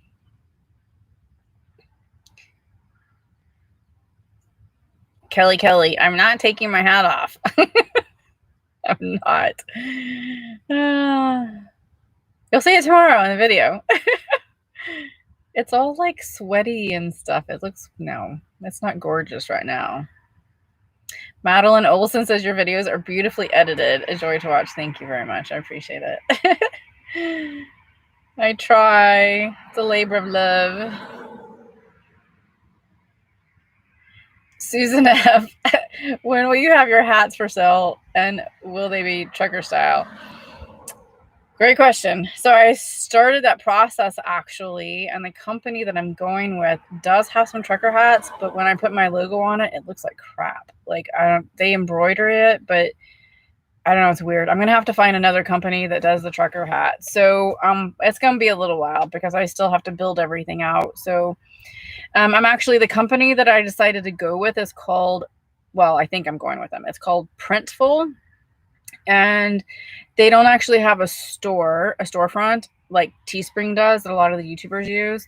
So I'm gonna have to build out my own store on Shopify, which is part why it's gonna take a little while. But I actually placed an order with them a couple of days ago that's being shipped to me, and I had my logo and everything printed on it, and I wanted to make sure that the quality was really great. So I've heard some really, really great things about them, but I just want to test it out for myself because I did that with Teespring, and I know a lot of people use them, but I don't know. I found that they were horrible. Their customer service was horrible. This was a couple of years ago before I went to Alaska.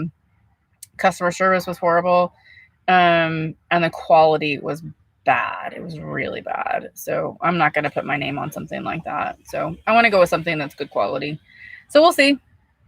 So it's going to be a little while for that one. Sorry, Susan. Trying on that, though.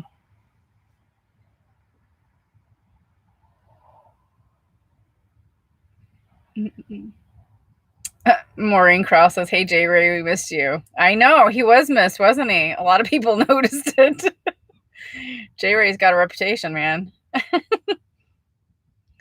Poor J Ray. He got so much flack in the beginning, but, you know, he turned out to be a good guy. He was always a good guy. People just didn't know that. Hello, everybody. Redheaded Riding Hood. It's good to see you here. I feel like I haven't seen you in a while. Sandra P says, hanging out watching Surfer Dudes. Now we know why you took a week off. Sandra, you crack me up, girl. You got me on that one. You know, I told you I was, you know, looking for love at some point, right? Yeah. That would be called cougar. They look like they're about, you know, 21, if not younger. Brenda says, I'm going to need a Lily fix. Oh, no. Your Lily died on Friday. She was a Yorkie poo. I'm so sorry, Brenda. That breaks my heart. Yeah, that's a hard one. I'm really sorry that happened to you. Lily, come here. Brenda needs to see you. Come on. I'm going to make sure this happens. Just for you, Brenda. Come on.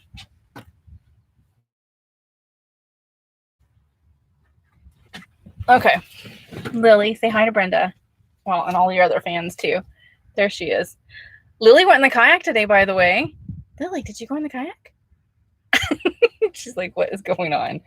Yeah, she went in the kayak. I don't think she liked it very much because I kept splashing her accidentally with the water from the oars or the paddles, whatever they're called. Yeah, you didn't like it? Say hi. She had her little, did I show, here, I'll show you, hold on. I'm about to fall over. Here's her, hold on, sit right there. You sit? Good girl. Here's her life jacket. It's like super padded, just like Marshmallow Man in this thing.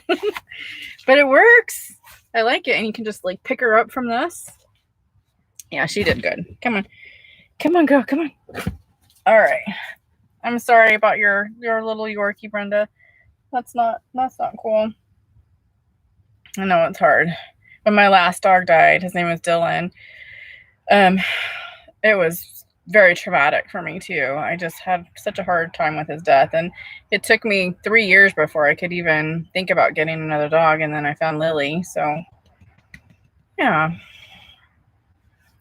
All right, Lily, what do you think?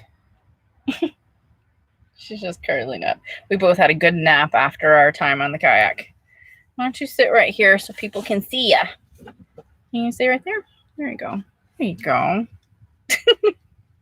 Hey, sweetheart. Okay.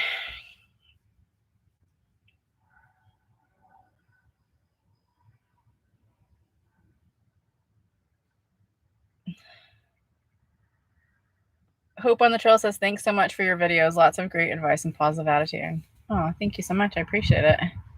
Terry. You're Terry too.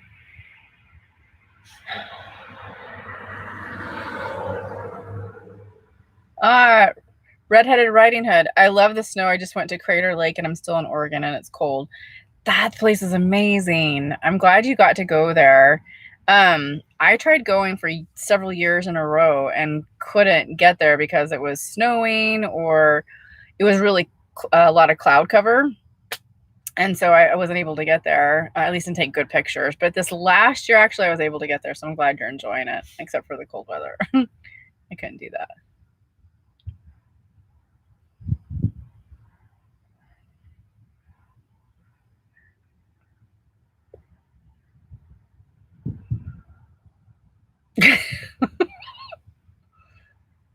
Watbury says, we have 2 kayaks sitting in the garage. Need my son to come back home from National Guard, helping at a vaccination site for 5 months now. Oh, wow. That's really cool. Do you get your kayaks out very much? And National Guard, I'm so glad that he's doing that. Spirit Junkie says, kayak or bike? Both? Of course, both.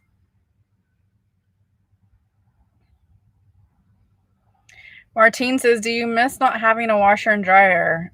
I don't. I just go to the laundromats, and that works out perfectly.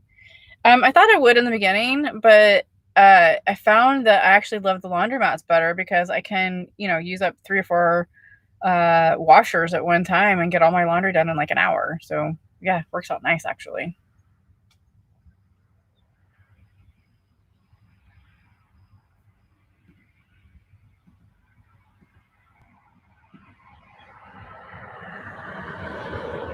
Artscape Adventures says, hello, I finally caught you on here. Hello.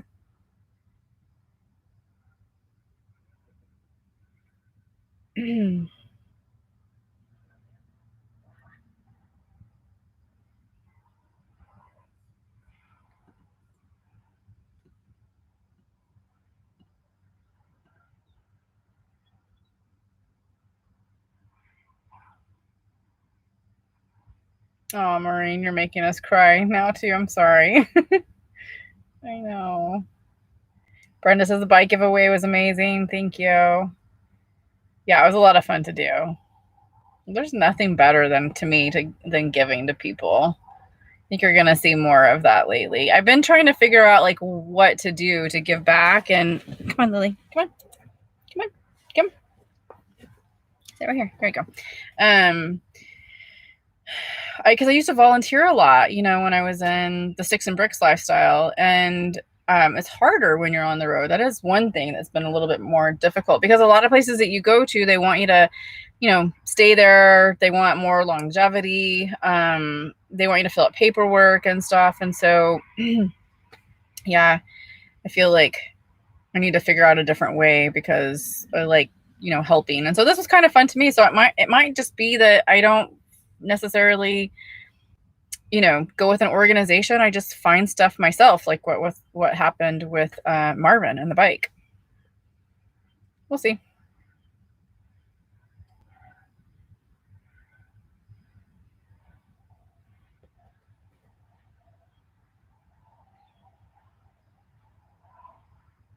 Leanne Williams says, do you ever see people traveling with cats? I have two, and I think that might be too challenging to handle both of them on the road.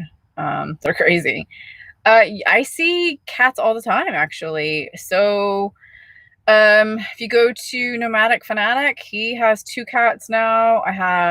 He's a YouTuber. If you're not familiar with him, also trying to think of other YouTubers who have cats. Gone with the Winds, they had cats as well when they were RVing. Trying to think somebody else that's a YouTuber.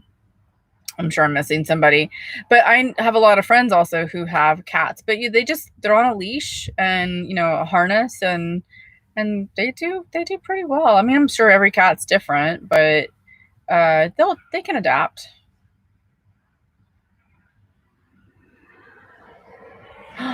Susan. Susan Sandu's Dusky. Yeah, that's the one that I'm looking at.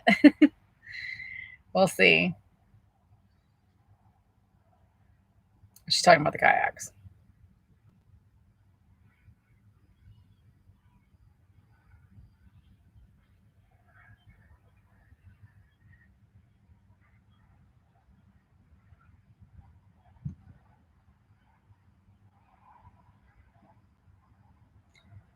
Mary Montano says, try the Sea Eagle. That's the one we have. It's inflatable. I was wondering about that, because I've heard a lot of really great things about the Sea Eagle, but I was concerned about, like, well, what if it gets a puncture in it? Like, what happens? Because like you don't want to be on the lake or somewhere with, you know, it like deflating. So does it have like compartments maybe? I need to research that too.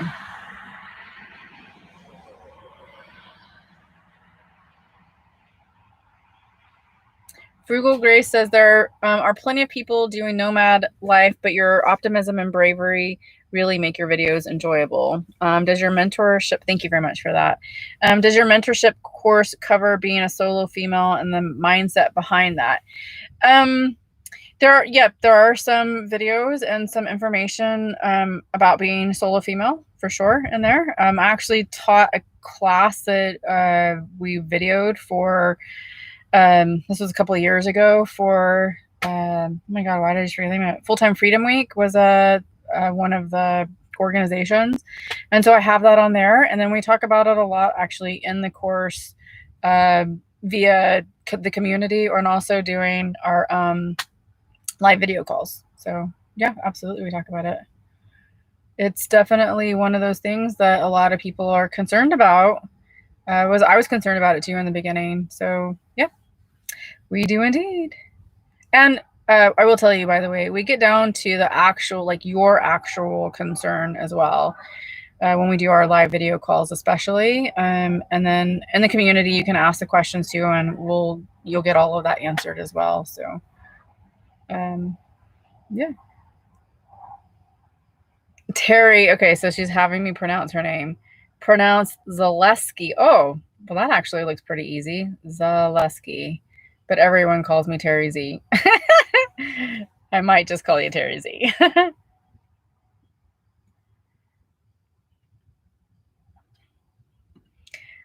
Aw, Debbie Cole, love your channel. I have a rat terrier named Lucy that looks like Lily. Thank you so much. I appreciate that. $9.99 super chat.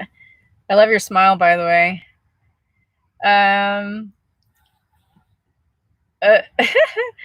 Susan Sandusky says $10 Lily Cookie Fund. Lily, you got $10 for some cookies. Dude, look at that face. Thank you very much. I appreciate it, guys. What? Do you see this look? I get this look all the time. We're still going through the biscuits that I got from Susan Santos. She sent Lily some biscuits, didn't you? You got some good treats, huh? Yeah, she loves them.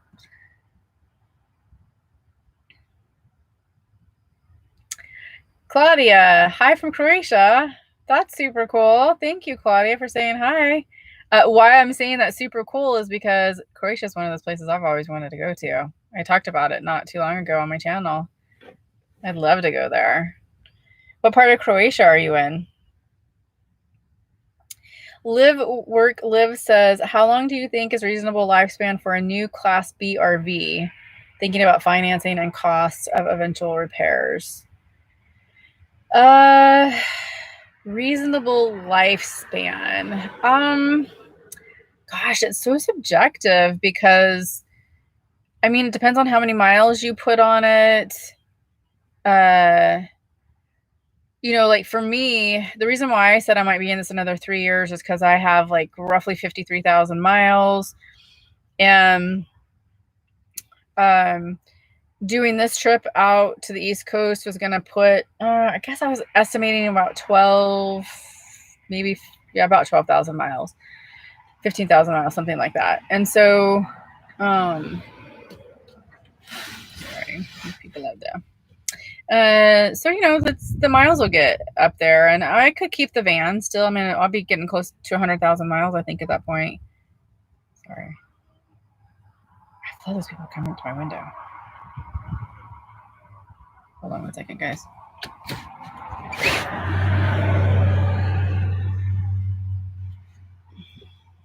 I'm going to shut this window, I think.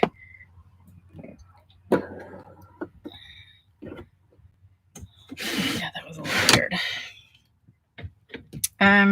So go back to the lifespan. So, you know, by that time I'll have like 100,000 miles on it. And for me, I feel like I would get a little bit more uncomfortable with taking my van to places in case it breaks down, but it can always be fixed. So I don't know, like for me, maybe it's the 100,000 mile mark. So it just really depends on you and what you feel like, how many miles you're going to put on it, because it's the wear and tear cost, right? And then how much money you have saved up to fix all of those wear and tear items. I don't know if that answers your question, but hopefully that's kind of how I look at it. Yeah. Well, I was going to say something else about it and I forgot now. That was one of the reasons why I went to Alaska earlier on in my when the RV was fairly new, because I knew it was still under warranty, and then if anything broke, you know, it would be fixed under warranty. And also I just didn't feel like it would really break down because it was newer. I mean, yes, things can happen, but because it was newer, I just didn't feel like I would have any issues traveling to Alaska. So I felt more comfortable because I was driving by myself. So yeah. Let's see, who do we have here? I have another super chat from Artscape Adventures by Lisa. $10. You're awesome. Buy something for you and keep in touch. Absolutely. Thank you so much. I appreciate that. That'll go to my kayak fund. We've started a kayak fund courtesy of Whoppery. Thank you very much.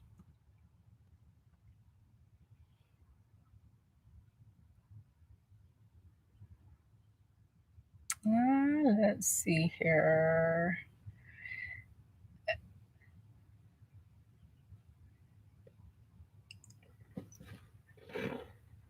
Spirit Junkie says that would be a great video about the tags and points of interest. Yeah. You know, it's kind of funny. I didn't learn about this until about 2 years ago. And I was like, oh my gosh, how did I not know this before, that you could do this? It just felt super dysfunctional almost. Like it wasn't, I don't know, it was really weird. It's the Google Maps, but it's not where the Google Maps normally is. It's very weird how they've constructed it. So that's why I wanted to kind of demystify it and show you guys how I do it and what capabilities this thing has that maybe you didn't know about. So yeah, that'll be coming out soon. $5 super chat from Maria Betancourt? I love your videos. Thank you very much, Maria. I appreciate it. Very sweet of you guys. Seriously. Thank you. Thank you. Let's see. Medic Adventure says, I just watched FNA Van Life. Just watched their Utah trip. Love these guys too. They just built a new van. Have you ever been to Zion National Park? I haven't been to Zion yet.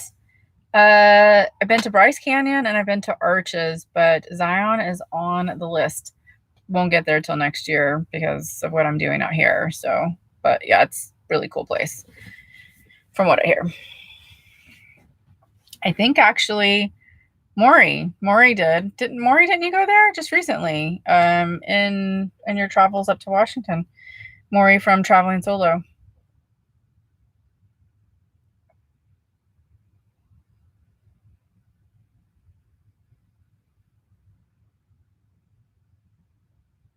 Spirit Junkie says the locks and Upper Peninsula of Michigan is awesome. Mackinac Island too. Some of the shorelines and dunes are cool. Yes, it is on my list for sure. Definitely. I've dreamed about that place forever. When I saw pictures, I was like, that's Michigan? Like, I had no idea that Michigan could be that pretty. So definitely going there. Joy N says, are you going to go up the whole East Coast this summer? Yes. My last stop is Maine along the eastern seaboard, and then I'll start heading west towards Michigan. So yeah. Kelly says, you look very good in hats. Thank you, Kelly. You're just trying to get me to take it off. You know I'm just having fun with you, right? Oh, goodness. I hate it when it does this. It scrolls all the way up, and then I have lose my track. Or lose my space. Oh, goodness, where are you?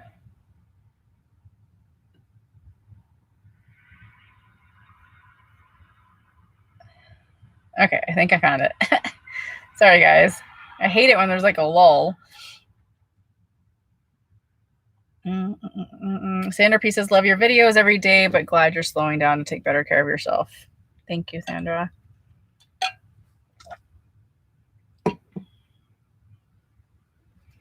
Susan Sandusky says, where is Tiffany is my favorite channel. She has a kind and happy spirit like you. Yeah, she's super cool. I love that girl. Yeah. She's got my back, I'll say that.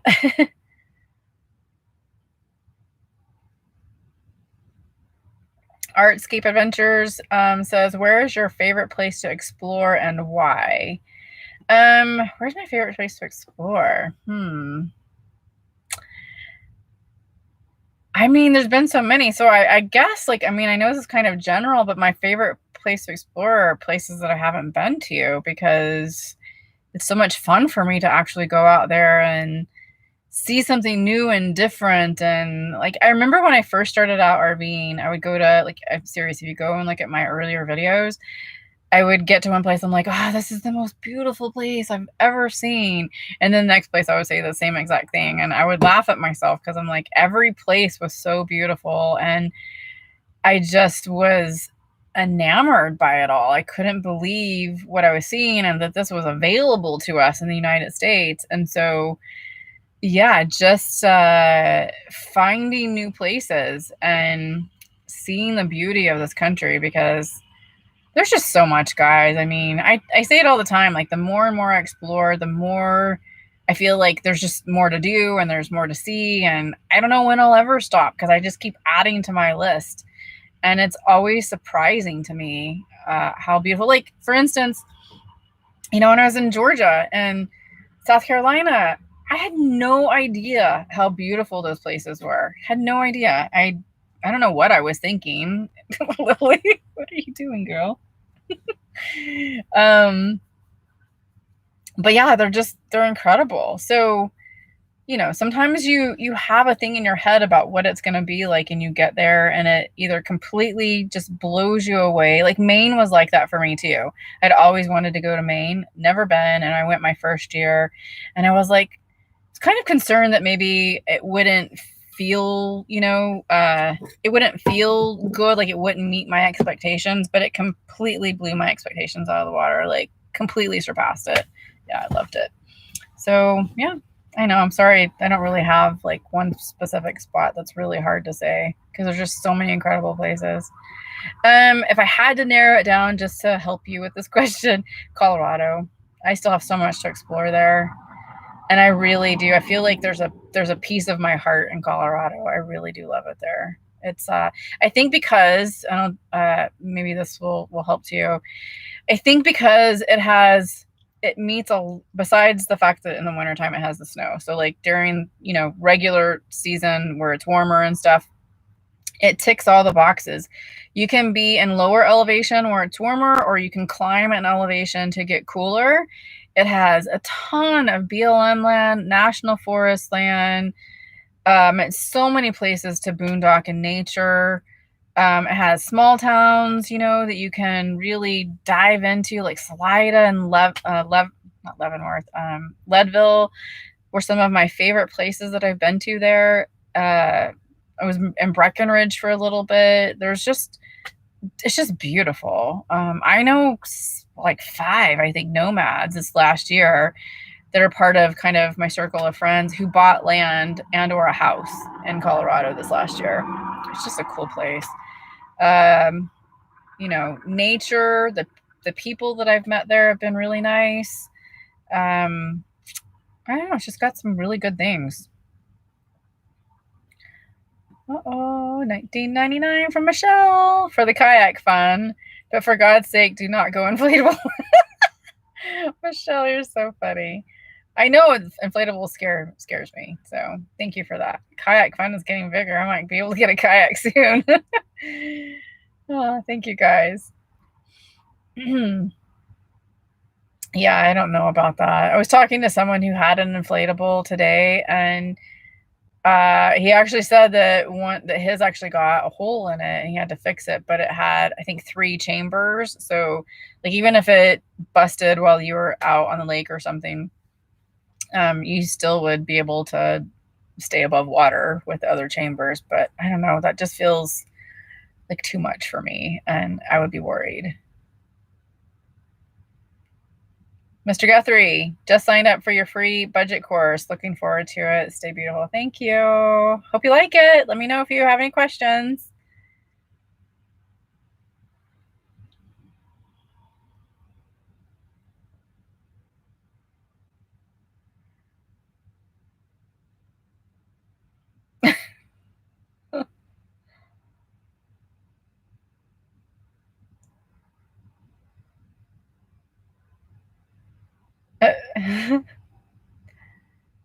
Sorry, I'm laughing at just some of the comments here. You guys, thank you so much. A lot of you guys are saying that I have a great personality or that I'm such a pro at this. I really appreciate those comments. Thank you.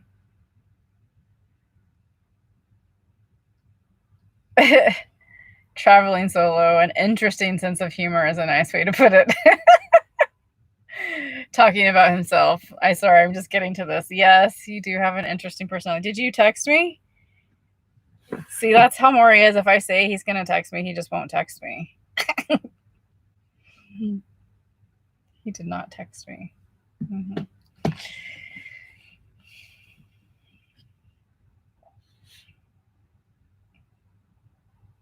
Leanne Williams says, come to the Boston, New Hampshire, Maine area. Beautiful campgrounds and lots of water. The whole coastline from Cape Cod up to Maine.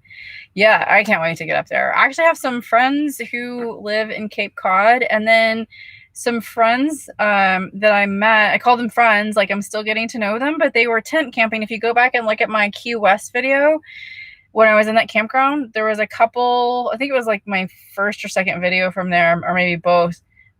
They were in it. They were tent camping right next to me, and they live in the Cape Cod area. So I'm supposed to meet them when I go up there and hang out with them. And then my friends, Mark and Shay, you guys have seen them in my videos quite a few times. They have a white Sprinter van. Amazing couple, amazing friends. And they're going to be in Cape Cod too. Like they might actually be there right now. I think they left from the West Coast a couple days ago. But yeah, I'm supposed to meet up with them. So I can't wait. And then, of course, Miss Michelle Libby in Maine. I'm going to meet her as well. And her hubby Chuck.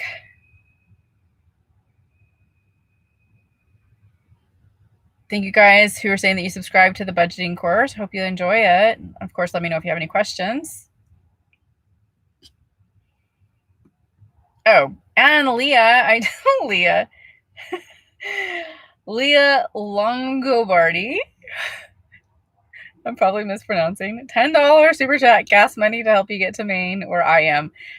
Okay, you're gonna laugh. I actually pinned you to my map. I got you down, girl. Yeah. When I get closer, we'll get in contact some more. Thank you for the super chat.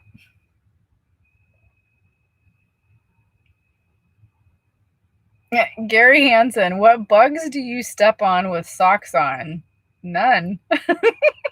I don't think I've stepped on any bugs, have I? No, probably killed them with a little napkin or something, but nothing. Deborah Schwab says, good evening, Amber. Lily and everyone just subscribed to TS2. Super cool. I'm glad you did that. She's amazing. Tell her I said hi. Ooh, there's a bug in here.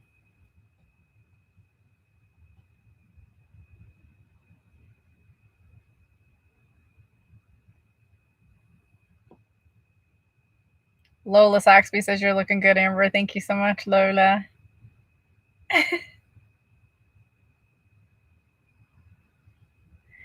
Deanna White says, are you going to add Adventure Cat items to your Amazon page? What's Adventure Cat? Did I miss that? Adventure Cat. I don't know what that is, Deanna. Sorry. Let's see. Kate Burks says, when you first decided to go out on the road, did you intend to become a YouTube star? Meaning, did you plan for YouTube to be your business as a way to support yourself, or did it just happen? I didn't intend on that happening. Actually, I was still working at my job as in accounting, and I managed an accounting department for a private equity firm, and I was still doing that on the road. But one of the reasons I got on the road was because that job was so stressful. And little did I know, I was working it remotely already, and little did I know that sense of freedom that I had when I got on the road, that I wanted more and more and more of it. I just didn't realize how amazing it actually was. And I would dread like having to log into work, and yeah, it was really hard for me. So about 6 months into RV life, I decided that I was going to have to quit my job. And so I saved up a couple of years of money, and I was already documenting my travels, but I really didn't put a lot on YouTube at that point. It wasn't really till almost, I don't know, maybe 9 to 10 months into RVing that I really started putting videos out on YouTube. Because at that point I was like, well, maybe this could turn into something. But in the meantime, I was going to do business consulting, because I had been in business so many years of my life, and always, mentored people in business and worked with business owners. And so I really understand very well the business world and real estate. And actually, some investors in the company that I worked for, they hired me from a contract basis when I left that company. And I did really well with that. So I thought that's what I was going to do, was that. And but then like this just started kind of turning into something, and I was like, well, hey, there's something here. So I'm just going to continue doing it. And then it just has turned into what it is now. So it was a complete accident, but I love it. Like, I'm a very creative person, and so I have no idea how I got into accounting. I was good at it when I was younger and stuck with it. It was a good paying job, and you can climb the proverbial corporate ladder, and I did. And yeah, the more you climb, the worse it is for hours and stress. So yeah, so now I'm doing this, and I really love it. It ticks all the boxes for me.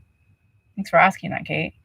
Deborah Schwab, $49.99, girl. Thank you so much. I appreciate that. Very sweet of you. Put that into my kayak fund too.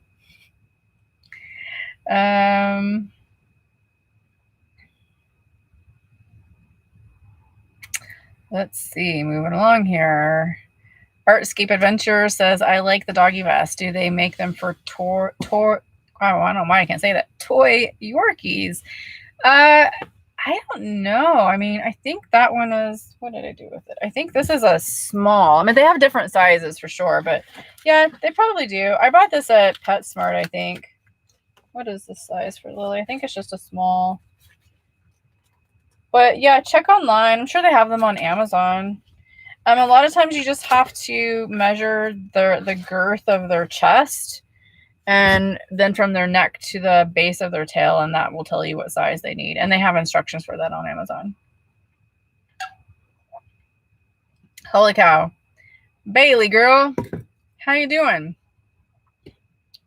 Bailey is also in my course too. Belated 50th B-Day gift. Appreciate your nomadic course and videos. Oh, thank you so much. I really appreciate that. I hope you're doing well. She's still in the process of, well, I don't want to give all your stuff away, but she's still in the process of, making that transition and doing really well with it. So thank you, Bailey. Appreciate it.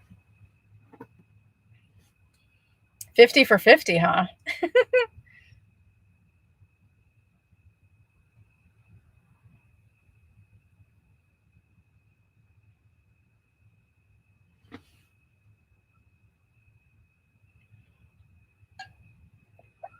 Okay.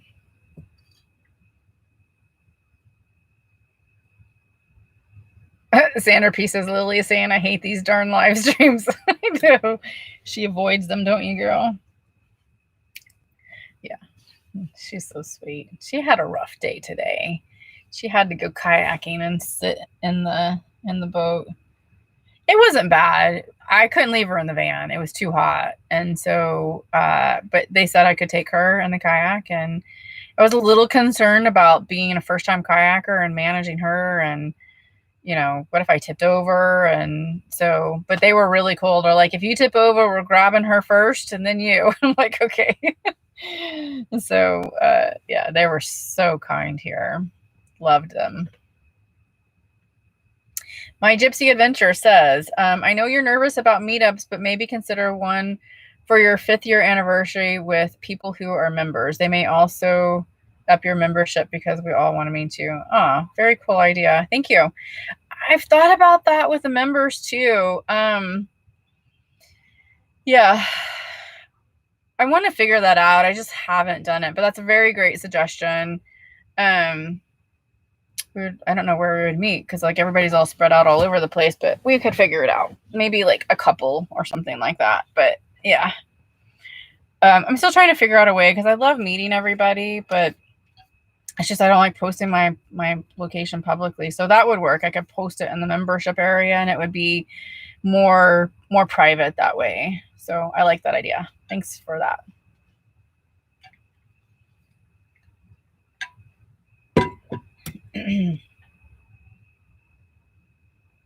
What time is it? Oh my gosh, it's 9 o'clock. We've been on here 2 hours.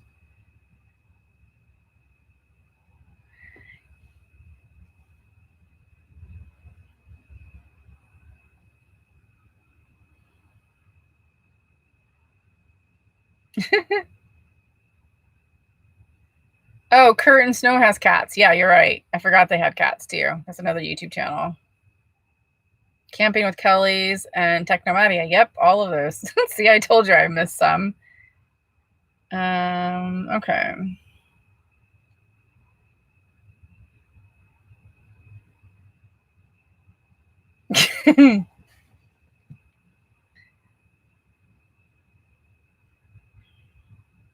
Debbie Johnson says, this is the one thing I'm concerned about and is solo RV living. Yeah, Debbie, a lot of people are.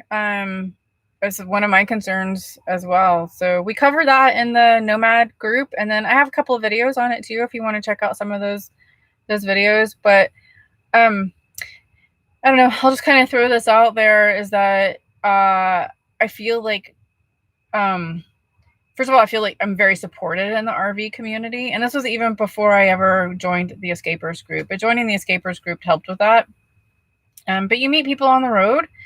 And the RV community, surprisingly, is, I don't know if it's surprising, but is a very helpful in so many areas. Like, we all have a commonality, and the commonality is we're RVing, and we all need help at some point in time. And so we make friends fast. And so yeah, you meet people along the way.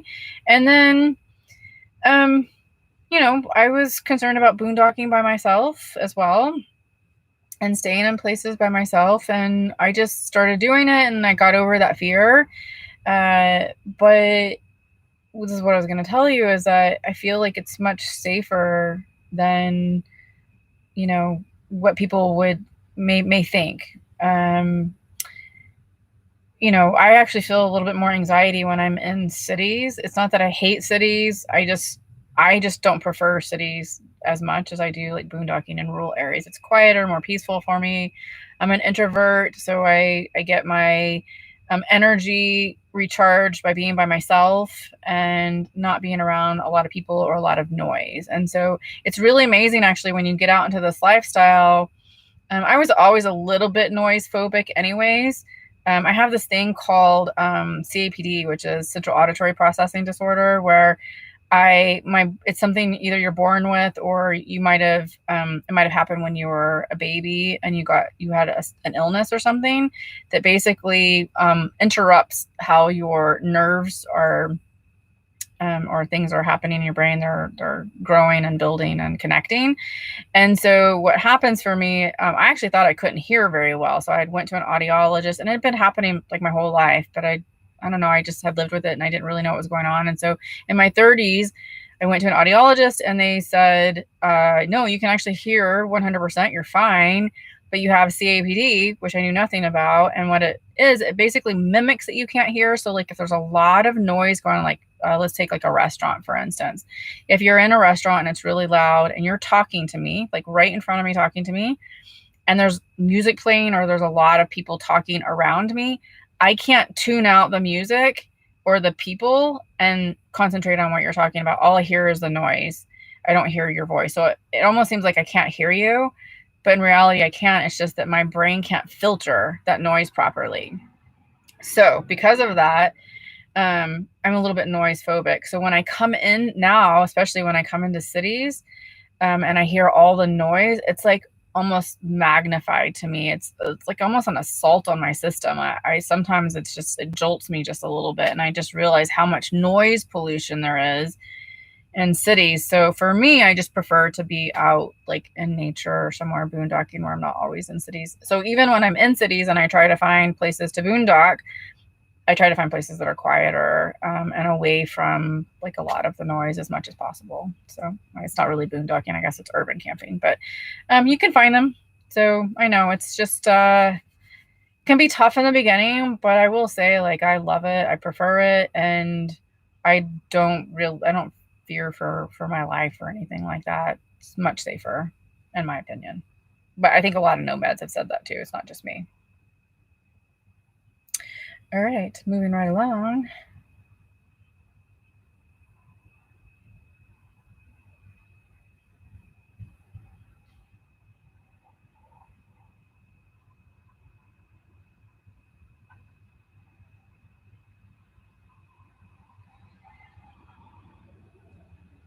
Oh, Carol says I had trouble finding traveling solo too. Maybe someone's answered that. If you just click on Maury's title, his name, Traveling Solo, you should be able to find him.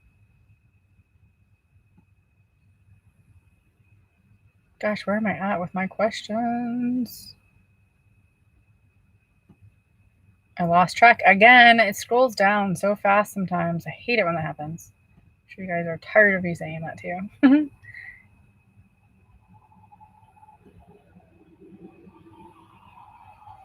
I'm sure Maury posted his link. By the way, I'm seeing quite a few deleted messages here, and a few people have commented about some of these people. And if you've never heard me say it, I try to say it sometimes in the beginning of the live stream, but I forgot. Don't pay attention to any trolls or nasty comments. The moderators will take care of it. They're pretty good at it. I just don't like to give attention to them, and it kind of fouls up the flow of the chat. So I have to kind of work through all the messages, which delays me being able to get to your actual questions and comments. So if you could, just as a courtesy, don't even respond to them or talk about them, because like I said, the moderators will get it. And plus, like, energetically, we just don't want to give them attention. That's what they want. I would absolutely appreciate it. It goes so much better when we don't have to deal with that stuff.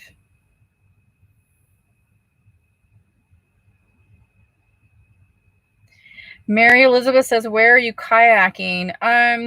So because I just did it today, I won't say where I'm at just for safety purposes, but it was in a bird sanctuary. There was a beautiful place that I went to that was a bird sanctuary, and it had, I don't know, I guess it was like a lake, but it was really amazing. So got to see lots of birds, saw some garfish today.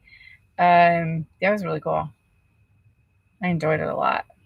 It was just peaceful. We just took it easy. We didn't go too fast.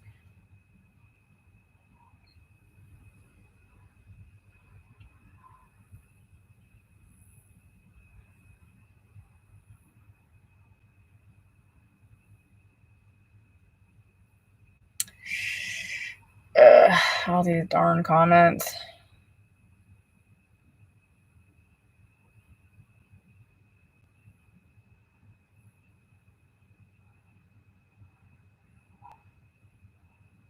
Sorry, guys. I'm having to scroll through some of this crap here.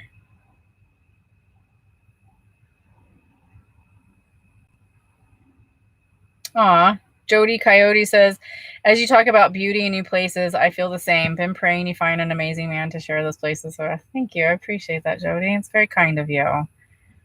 I love that. You never know when it can happen. I'm not like, after the last dude, I haven't been so keen on finding anybody, but I know that, like, God universe knows my heart, and he'll send the right person to me when the timing is right. It's just not there yet, I don't think. Well, I shouldn't say that. Timing. Who knows? It could be tomorrow. I don't know. Lonnie Thompson says, have you been to Alaska? Yes, I went 2 summers ago. Can't believe it. Have a ton of videos on Alaska if you want to check those out. But yeah, I drove all the way up there on my own. 7,500 miles round trip in 2 months. It was crazy, but I loved it. Thanks so much, moderators, for moderating all these comments. Kelly. Okay, here's the $1 million question. East Coast or West Coast? Oh, goodness. You're going to get me in trouble, Kelly.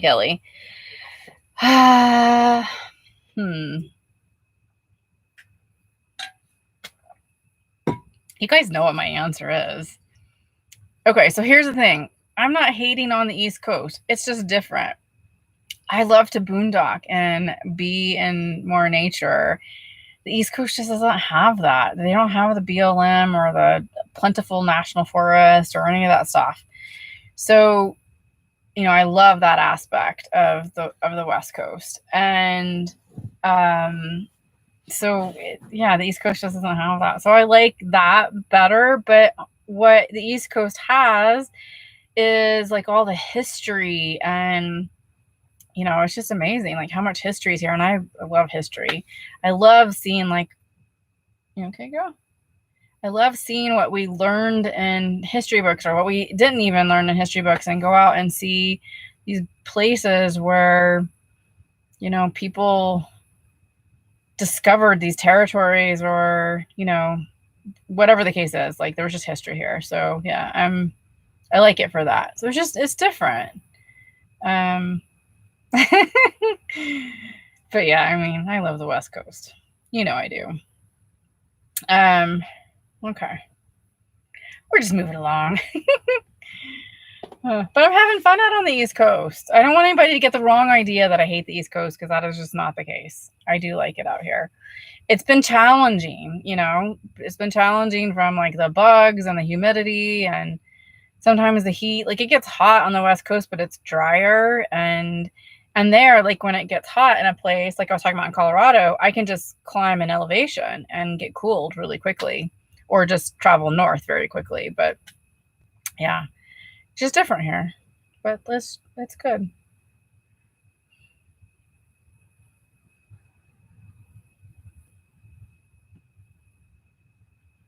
Life in my emptiness is, how do I find BLM land? Oh, great question. So Campendium is actually, in my opinion, the best app for you to find BLM land. It has paid campgrounds on there, but it also has a ton of BLM land and national forest. So you would just go to the Campendium online, or get the app. The app is amazing. It's Campendium, so CAMPENDIUM. Best app out there, hands down, in my opinion.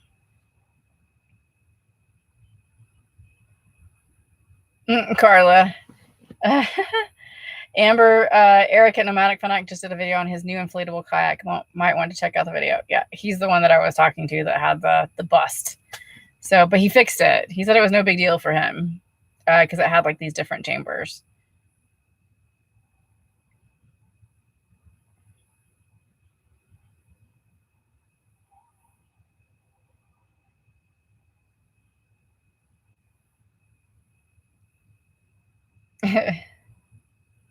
Sandra P says, have you been to all 50 states? How many national parks have you been to? And how many scenic byways are you up to? I have, okay, so I need to count the scenic byways. I don't know. I need to, this is part of the other thing with me slowing down a little bit with the videos, is I haven't been posting a lot on my my blog, and I really miss it. Like, I love to write. It's very cathartic for me, and that's where I kept track of how many scenic byways I've been on, and I haven't kept track of it. So I need to do that. All 50 states, not yet. Once I'm done with the East Coast, I'll have been to all 50 states except for Hawaii. And so I'll need to make it out to Hawaii at some point. And they actually have scenic byways there as well from the book.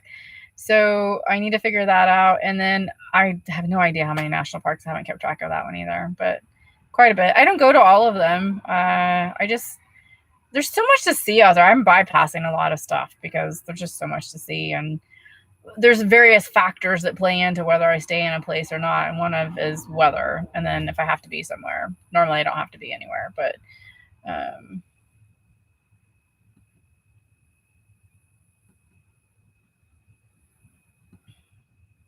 sorry, I'm seeing a comment that needs to be deleted. Oh, I don't know why I can't delete it. Sorry, give me 1 second, guys.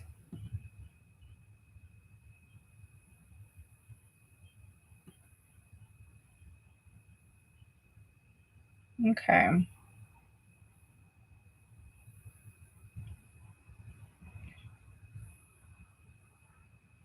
Linda, I can't say your name, Catania. Do you think you'll ever come back to Alaska to visit in the future? Yeah, absolutely, for sure. I loved Alaska. It was challenging for me when I was there in some ways, but I really loved it. I probably would not drive my RV back there because, well, one, my RV is just, it's going to be too old for me, in my opinion, to drive up there, and it was pretty hard on it. So I will do one of two things. I'll probably, so one of the scenic byways is actually why can't I think of the name of it? Hold on, I'm going to grab my book because it's really cool, guys. I forgot the name of it, but it's all of the islands. So it's actually called, let's see here, Alaska, where are you? Oh, here we go. Alaska's Marine Highway. So that is if you guys don't know, Alaska's Marine Highway is basically, it hugs the entire coast from Bellingham, Washington. It's a ferry, a boat that you take all the way to the Aleutian Islands. And it is, you ready? I don't know if it's going to come up on here. Let's see. There it is. This is it right here. So it is 3,500 miles. And it's all by boat. And so I think I talked to a lot of people when I was in Alaska, when I was there this last 2 years, and they basically said just bring a tent and backpack it in, because you can put a tent on the, you can actually pay for a room on the boat, but it's really expensive. And so they said you could put a tent out on the boat somewhere, I think on the dock or something like that. They allow you to do that. So I think I'm gonna do that at some point. Yeah, I think it'd be fun, but I have to come back for that because I need to finish my scenic highways and byways. And if I wanted to RV around, I would just rent one. When I was there, I saw a ton of people who rented RVs in Alaska. They just flew in and rented, so that way they didn't have to mess up their own RV. Yeah, so I'll probably do that.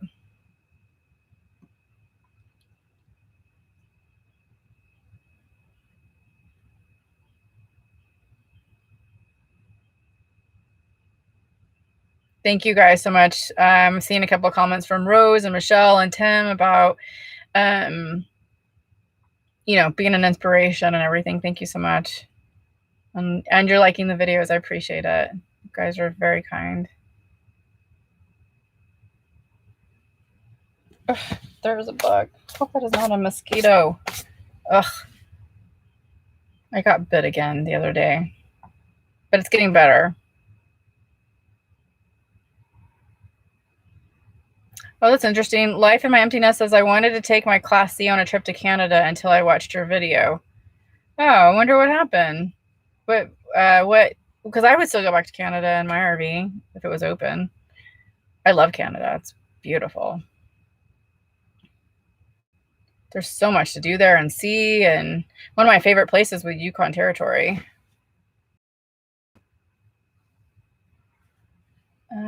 Let's see. Oh my gosh, where's that bug at? Goodness, it's by my head.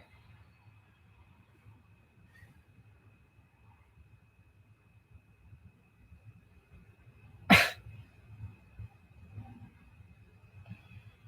there's people out in rare form tonight, man.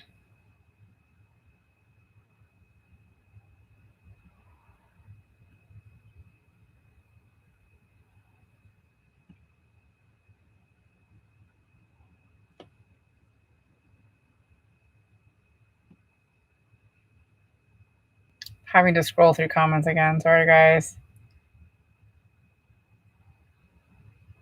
Oh, Deanna White says Adventure Cat is a brand for cats, and they offer different products, harnesses, travel backpacks, leashes. Oh, okay, cool. I'll have to take a look at that. Thank you. I don't know, oh my gosh, what is going on with these bugs? I don't usually suggest things on my Amazon unless I've used them. So because I don't have a cat, of course I haven't used it. So I don't know if I would, unless you're saying that maybe they're good for Lily too. But yeah, because you're saying it's a brand for cats. So sorry, I probably wouldn't put it on there then, because I don't really suggest anything unless I've used it and really stand by the product. But thank you for that suggestion.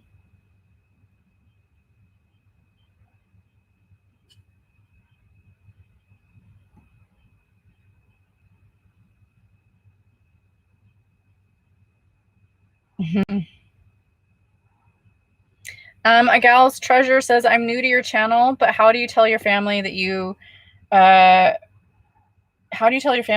were traveling full time? I'm nervous about that part. Well, first of all, thanks. Welcome to the channel. Appreciate you being on here.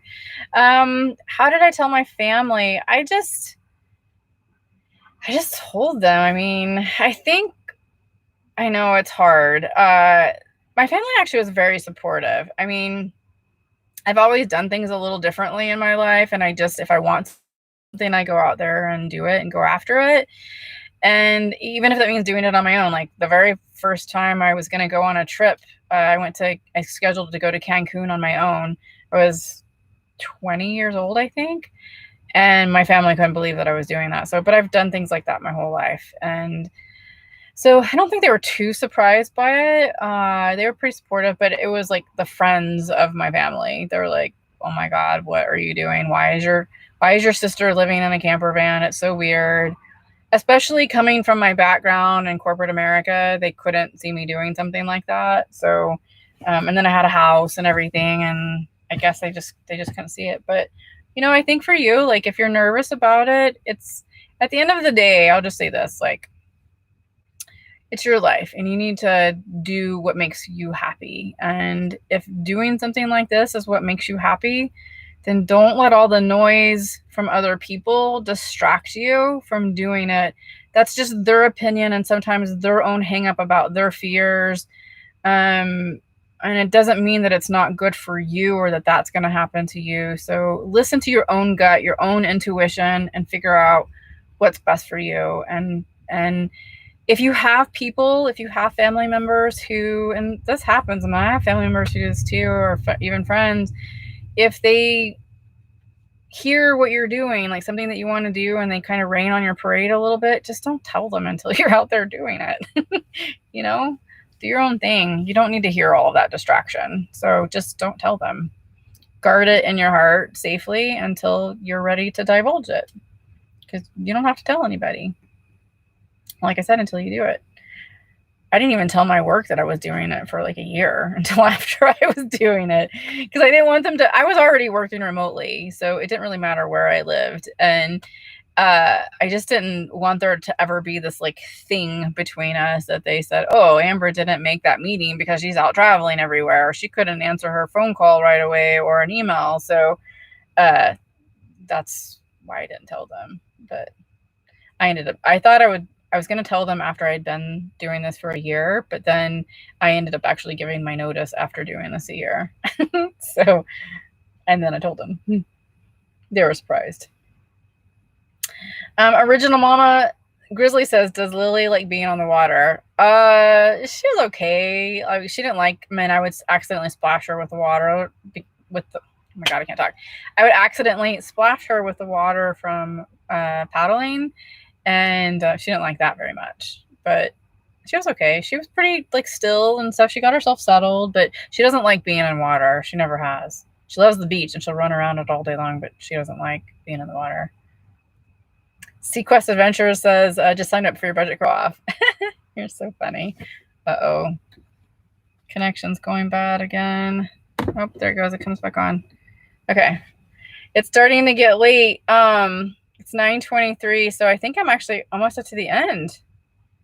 Let's see. Maybe.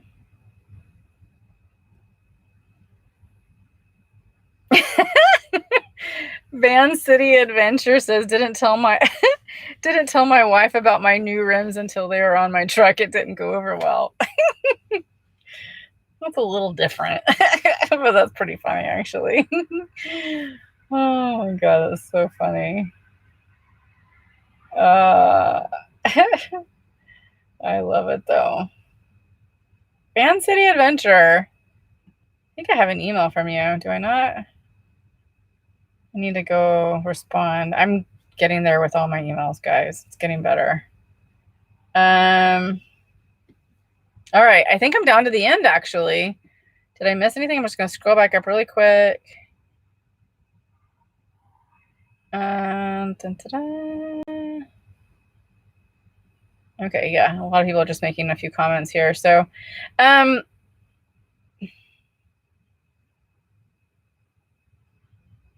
oh, hold on one second.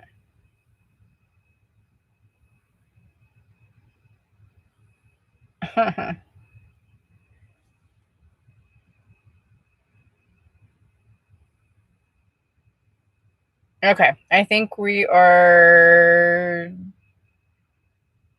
done. Yeah, we're done. I'm down to the end. Oh my God, I can't believe it.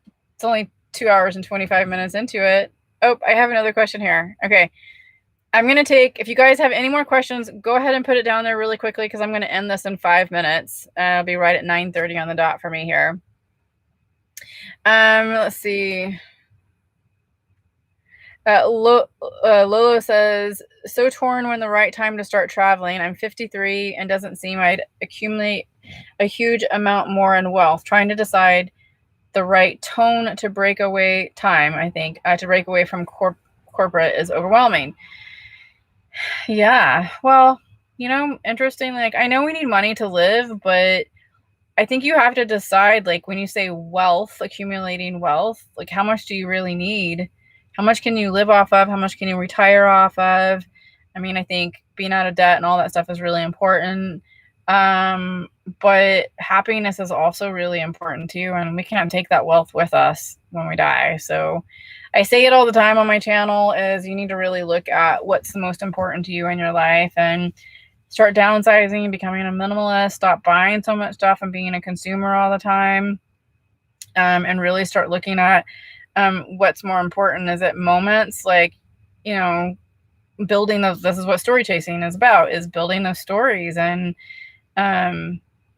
all those moments and meeting new people and new experiences and new adventures. And I mean, I wouldn't have gone kayaking today. I doubt it. If I was still in corporate America, I wouldn't have had time. I've been on so many adventures. It's ridiculous. And I was just talking to the people that we were with in the kayaks today, this couple, and they were so amazing. They were like, in awe about what I was doing. And I'm pretty humble about it, but I mean, I'm just going to say it. I have a good life. I really love it. I'm truly blessed. And I feel, but here's the thing is it didn't just fall into my lap though. Like, I actively created this lifestyle and it was work to get it done. It took a while. It took me 5 years to get from the point of really thinking about it to it actually happening. And that was just my journey. That doesn't have to be yours. You could go sooner, you could go,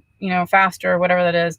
So those are just some kind of food for thought, when you're thinking about that. But it truly is an amazing life. Truly Blessed says, what induction burner, why an induction burner rather than a propane stove? Because I get free solar. Most of the time that's what works for me. And it cooks a lot faster. And I hate my propane tank because it's very small and it's at a weird angle, to the ground. And so they always have a hard time filling it up. So that's why I use it. Let's see.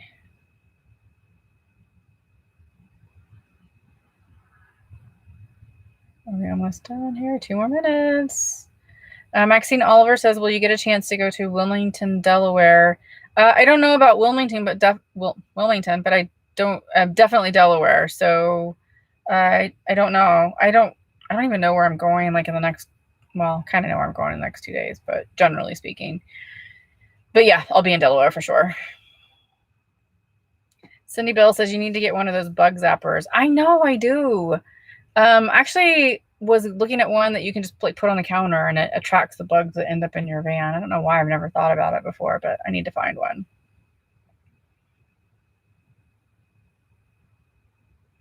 Jackie says, is there a set day and time for the live video group in your boot camp? Yes. It is the second Tuesday of every month at 3 p.m. Pacific Standard Time, 6 p.m. Eastern Standard Time. And then if you can't make the live video calls, I actually record them and post them in the group. And then you can always ask your questions ahead of time. If you can't make the call, you can ask your questions ahead of time so that I answer them in the videos, or you could ask them in the community page as well. Yeah. Thank you for that. Let's see. Okay. Oops. Oh my goodness. Van City Adventure says, I loved what your channel is about. That's why we started to adventure. That's not easy with an 8-year-old dog. Oh, super cool. Thank you for the kudos on the channel. I appreciate it. And yeah, an 8-year-old dog, I mean, depends on what they're used to. Some go into it really easily and some don't. But yeah, I'm glad you're out there doing it. That's so cool. I'd love to hear more about your story.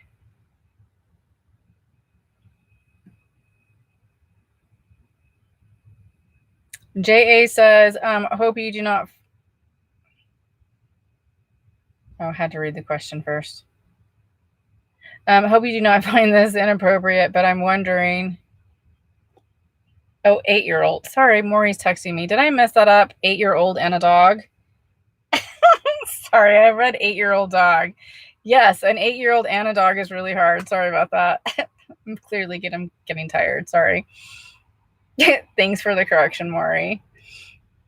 Okay, so JA, I hope you do not find this inappropriate, but I'm wondering, are you still using your developed toilet system, or have you gone back to using the fixed toilet?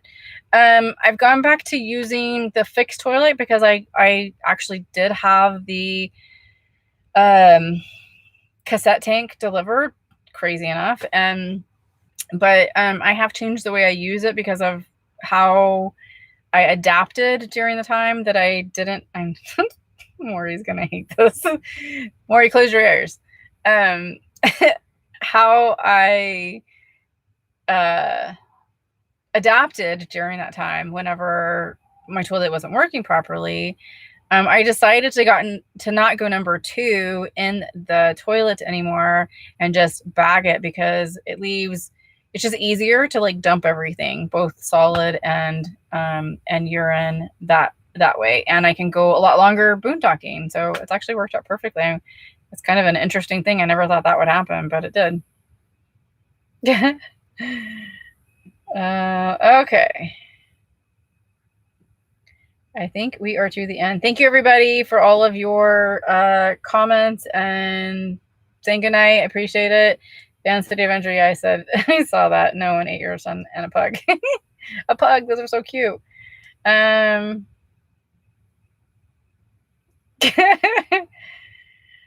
says your face is looking slimmer. Have you finally stuck to your diet? We're all rooting for you to lose weight. I haven't really stuck to it very well, but I'm doing better. I watch what I eat a little bit more, but I'm getting there. Yeah, this is why I'm trying to balance things out. But thank you. I really appreciate the support. I do. I know I need to lose weight, and it's a tough road. I've had an eating disorder for a pretty long time, and sometimes I still battle with it in my head a little bit. So I'm getting there. All right. I think we're done. Okay. Oh, Billy. Hi, Billy. So good to see you here. Sorry, we're leaving now, but I'm glad that you showed up. Deanna White, of course. Thank you, lady. Appreciate it. Everybody on here, appreciate you. Yeah,